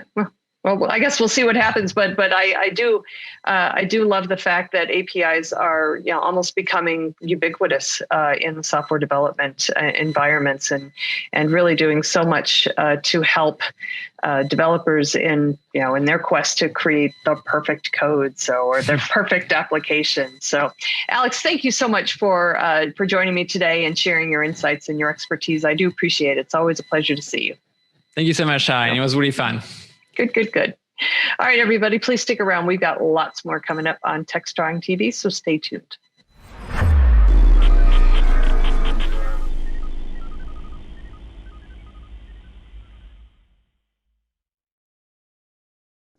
Hey everybody, happy Thursday. This is Charlene O'Hanlon, and I am here now with the Thursday edition of the Webinars Preview. As I always tell you, we have so many great webinars coming up on Security Boulevard, DevOps.com, and Container Journal. Wanted to let you know about 3 that are happening very soon in the hopes that you can mark your calendar and join us. The first one is called Expect More from Your AppSec Vendor. This one is happening tomorrow, April 16th, Friday, at 1 p.m. Eastern on Security Boulevard, and it is sponsored by Shift Left. You know, the last decade of security hype has revolved around the endpoint, the network, DLP, and the concept of defense in depth. That said, the amount of vulnerable software released into the world is increasing. So this webinar takes a look at the AppSec market and offers some tips for organizations in finding the application security that works best for them. The next webinar is happening Monday, April 19th at 1 p.m. Eastern on DevOps.com. It is called Low Code Revolution 2.0, Developing the Future. This is a panel discussion which I will be moderating about low code and no code technology and its impact on the development landscape. We've seen a dramatic rise in low code over the last year or so as organizations accelerated their digital transformation efforts due to and in spite of the COVID-19 pandemic. Low code has actually helped a number of organizations move faster by enabling some of the less complex application development efforts to be done by non-developers. In this webinar, we will take a look at where low code has been and where it's going, and what that means for DevOps and other development environments moving forward. All right, the final webinar I want to let you know about today is called The Human Side of DevOps, Upskilling for the Digital Transformation. This one is happening Tuesday, April 20th at 11 a.m. Eastern on DevOps.com, and it is sponsored by Tricentis. This is the latest in our DevOps Unbound series that we run on TechStrong TV. In this one, we look at people. People, or human, are critical to DevOps success. Just as we invest in tools and build processes, software, and leaders recognize that it is vital to invest in DevOps skills for their people and software teams. So our panel of experts in DevOps, leading software teams and helping people grow and thrive, discuss the essential ingredients necessary to upskill for today's and tomorrow's digital transformations. Great stuff there. All right, that's it for the webinars preview for today. Check back with me on Monday when I will have a fresh new batch for you. Until then, have a great weekend. Stay safe. All right, next up, Mitch Ashley comes on with his Analyst Corner segment. In this one, he talks about low code and no code, which is a very hot topic in the industry right now. He speaks with Jared Johnson, who is technology evangelist at CData, about some research that is coming out about low code and no code and their need for data located in multiple locations, technologies, and formats. It's a great conversation. Let's give it a listen. This is Digital Anarchist. I have the pleasure of being joined by Jared Johnson, who's technology evangelist with CData. This is the second time I've talked with you in a little while here, so it's good to be back chatting some more. Yeah, no, again, it's my pleasure to be here. It's wonderful to speak with you again, Mitch. Well, we had a really great conversation last time in some areas we wanted to delve in further. But before we do that, in case folks didn't watch our other conversation, tell us a little bit about you. Tell us a little bit about CData. Sure. Yeah. So as you mentioned, I'm a technology evangelist for CData software. So that means that I am participating in webinars. I am writing content for our website, generally engaging with CData pre-customers or customers, our technology partners as well. And CData software is a leading provider of connectivity solutions. The short story is that we let you see the world as a database. So instead of having to know how to talk to your data wherever it is, whether that's in the cloud, in some SaaS application, in a relational database, in a NoSQL database, or any other data store, really, you don't need to know the different ways to talk to data. You only need to know how to talk to a database. And our connectivity solutions create that connectivity layer and then allow you to connect to data that's being stored anywhere from any of the tools and applications that you're already using. Yeah, I was thinking after last time we talked, I didn't come up with this when we were chatting before, but you're kind of like the universal translator in Star Trek. Yes. You'll speak any language in any galaxy, wherever, and translate it to the language that we understand, or the developer. That's right. Application creator. Not a bad place to be. Kind of cool Yeah. analogy. Well, so I wanted to let everybody know we're actually working on some research. We kind of hinted about this in our last conversation, particularly around the low-code, no-code audience, which I know is an emerging market, not only for you, but for a lot of companies. I hear and I get inquiries about low-code and no-code all the time, just in the last 9 months. Guess why? Probably sure, because of COVID and acceleration of digital transformation strategies and apps and the pressure for that. Well, what's your engagement? What are you hearing from customers, their interest level on low code, no code, and maybe why they're inquiring to you about it? Yeah. So, I mean, I think one of the beautiful things about the low code, no code growth is that it allows anybody who's working with data or anybody who's working in a business to create the apps that they need. You're no longer required to task specific IT resources or development firms to create applications to work with your data. And when we say applications, we mean things like, it could be as simple as a form that, let's say like a utilities firm has a rep out in the field, and they've created an app that's essentially a web form on their work tablet, and they can enter some data in about, the utility, pole that they're working on, or the meter that they're measuring. And then that form as an application then submits that data back to, the organization's backend system. So, it doesn't have to be an app like, a super complex application. It doesn't need to be like a Fortnite, for instance, or like a complex app like TurboTax, right? That's doing, hundreds of calculations. But now, instead of having to use IT resources to try to figure out what the sales team wants from their app, the sales team can build their own app. And they can do this in a variety of ways. So we see people using, on-premise low-code platforms to build apps that are used internally. We see organizations using cloud-based platforms to build apps that can be used either within an organization or can be published to be used, across different organizations or even outside of the organization. A lot of this that we see, it happens where you're integrating the cloud applications that you might already be using, like Slack or Microsoft Teams, with an app of some kind to work with data. Where we fit in with this is providing connectivity from within those applications to the business data that is needed to essentially run the apps.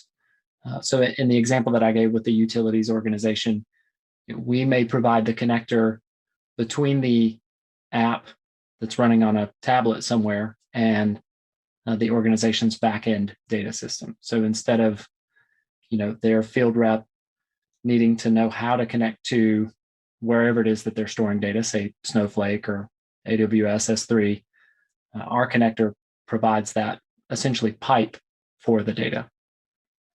It's interesting, the range of, it's a wide range. I know you have a number of drivers, but it can be anything as sophisticated as an API going into some black box system to, I need just access to, information that's being stored in a table or a file on S3 or right.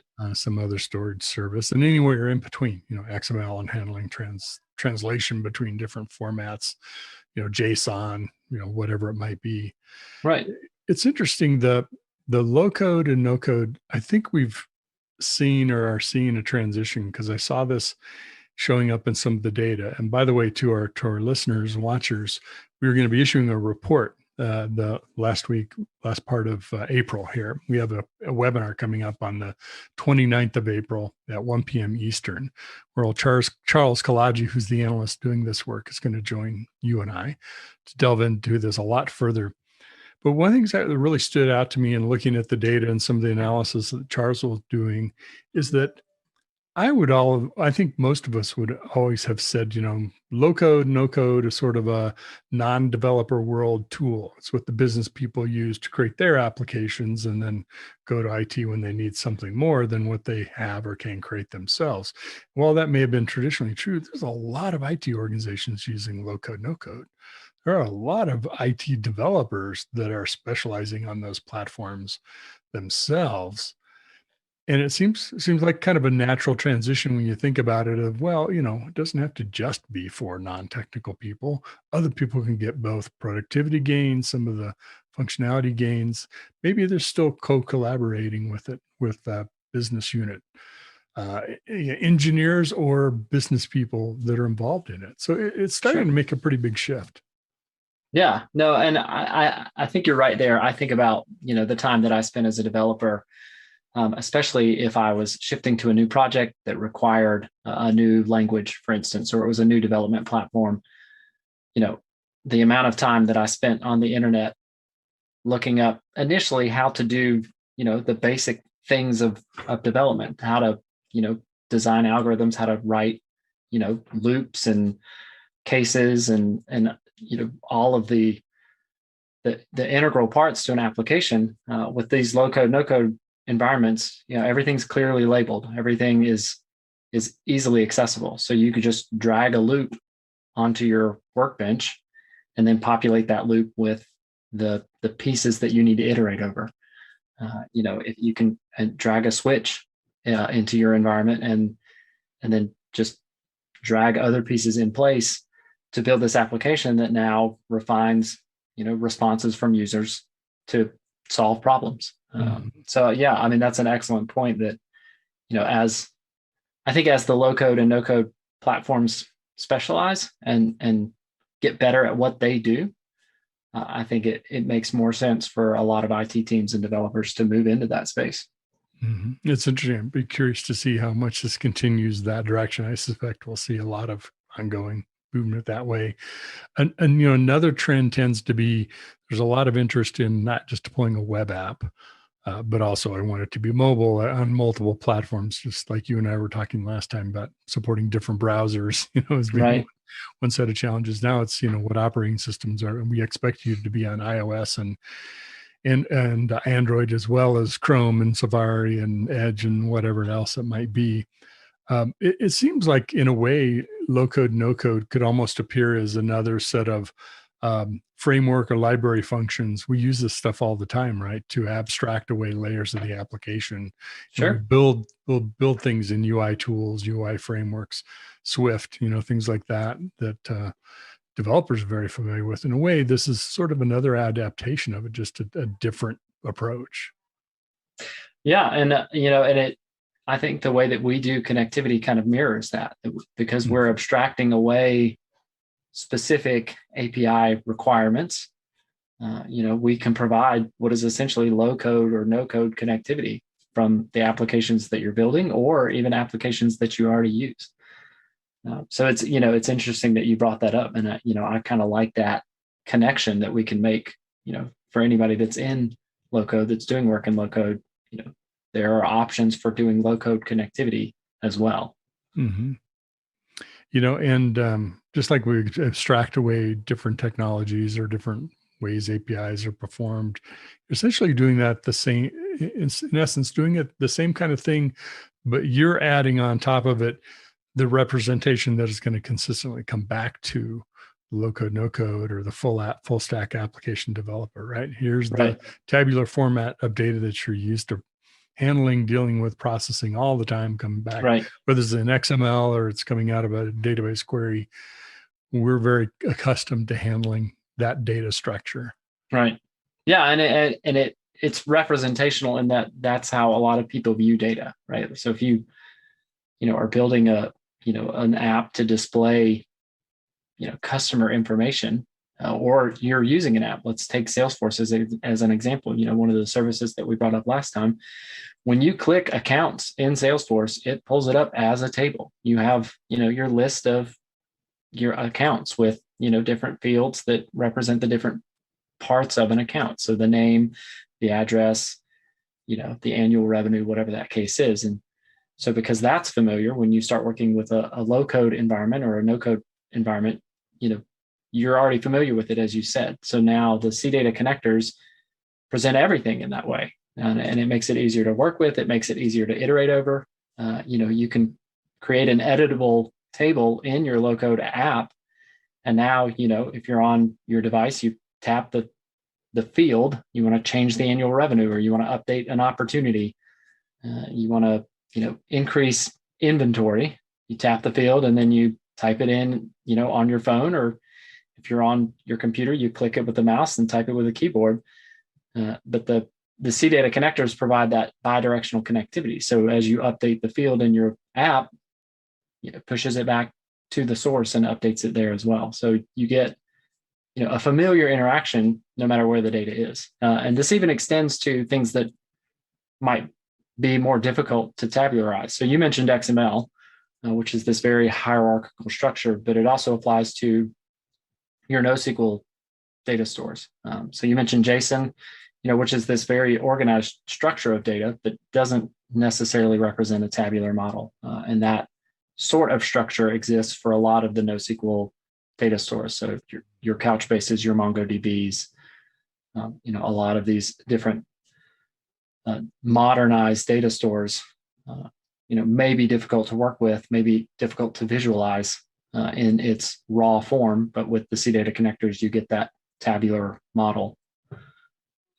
Yeah, it's really interesting too. I was thinking about this the other day on a call, that it seems like, we have so much proliferation of data. Apps need more data. Apps create so much more data also. One of the challenges with data is where it's located, but also who's using it. Who's using it for what? I was thinking about if you think of an application layer, a data layer like CData, as that might look to an application developer, are there ways that you can help people understand what apps or what parts of the organization might be using certain parts of data because it's flowing through the CData architecture? Or are there other ways of solving that? So I think one of the better things, in my opinion, about our connectors is that they're very lightweight. So we're not by default, they're software libraries at their core. So they're not by default engineered to track who is using data, where it's being sent, where it's being pushed back and forth. But because they are lightweight and they are universal, if that's something that your organization is interested in, slotting in that tracking, adding fields, to the ultimate, final data store, and updating and editing those fields based on who's working with data, when they were working with it, that's easily doable. I think where we really specialize is just making data accessible the same way, no matter where it is. And so it doesn't matter at this point, in that regard, who is working with the data. They're going to be able to get to the data that they want. So if it's your sales team, they're going to be able to get to their sales data in the same way that, the marketing team is going to be able to get to their data, in the same way that a C-suite is going to be able to get to and report on or build reports on, their data, regardless of where it is, whether it's in a SaaS CRM or some homebrew ERP or, a legacy relational database. Regardless of where it is, with our connectivity, you can build your apps to get to that data. Mm-hmm. Okay, cool. It's just to give a few insights under the upcoming report. I was, I don't know if I was surprised or just pleasantly surprised to see the respondents from that survey that we did. I don't know if you have had a chance to look at this part of the data yet, but it was over 2/3, nearly 70% of the people who are using low code, no code, and a pretty sizable one of it is a primary or a crucial ingredient of their kind of architecture and application platforms that they now support. So it seems that we are and have moved past sort of the edge case being low code to this being one of the mainstream paths, the parallel paths that we're doing development on in platforms. Yeah, no, and it's interesting to see. I'd be curious, to build a time machine and go back, even 2 or 3 years and run the same survey and see, what the change has been in that environment. A theme, unsurprisingly, of a lot of the presentations that we've given, some of the papers that we've written, reports that we've seen as an organization around data this year has really highlighted that shift to the cloud and that shift to ease of accessibility. We brought this up last time, as your organization is now spread out because of the pandemic, as people are working from home, that ease of access to data is more and more critical. And accessing data from the cloud, it looks very different than accessing data locally. The security is different. When everybody's in the office and you've got your internal database that stores all of your data, that's one story. But now that people are remote and your data is now being stored in the cloud, that's another story entirely.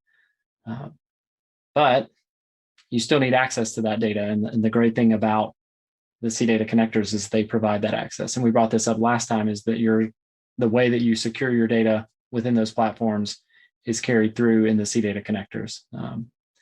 So I'll be interested to see, we have this data now.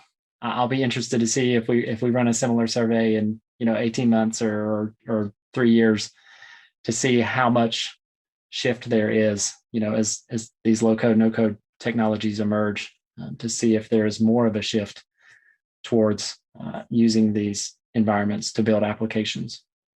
Yeah, I suspect we will. We'll see what the data says in a little bit of time.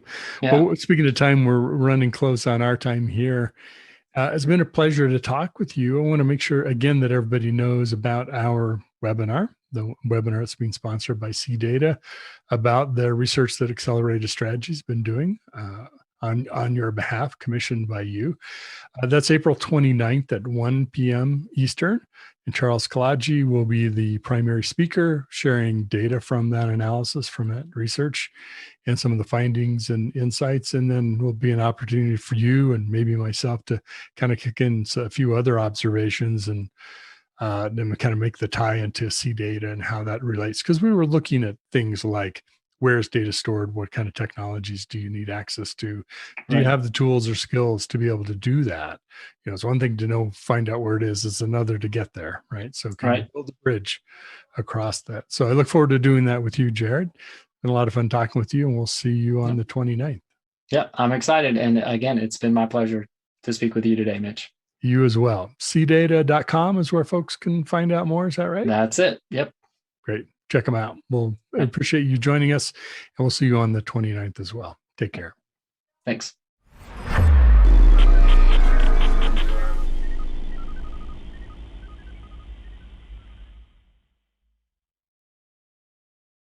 Hiring great DevOps and cyber talent is a huge challenge for technical teams.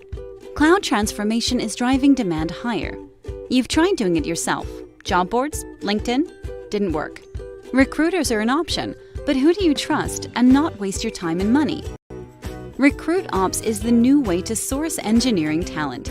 From MediaOps, the people behind DevOps.com, Security Boulevard, Container Journal, and more. We sit right in the middle of the hottest positions in Dev, Sec, and Ops, and the brightest minds in the field. If you're looking for a great position or the talent to fill it, we can help you. Trust us, risk-free. All right, everybody, that wraps up another TechStrong TV broadcast. I hope you enjoyed today's episode as much as I did. We are going to be back on Monday with a brand new episode for you. Until then, I hope everybody has a great weekend, and please, whatever you do, stay safe.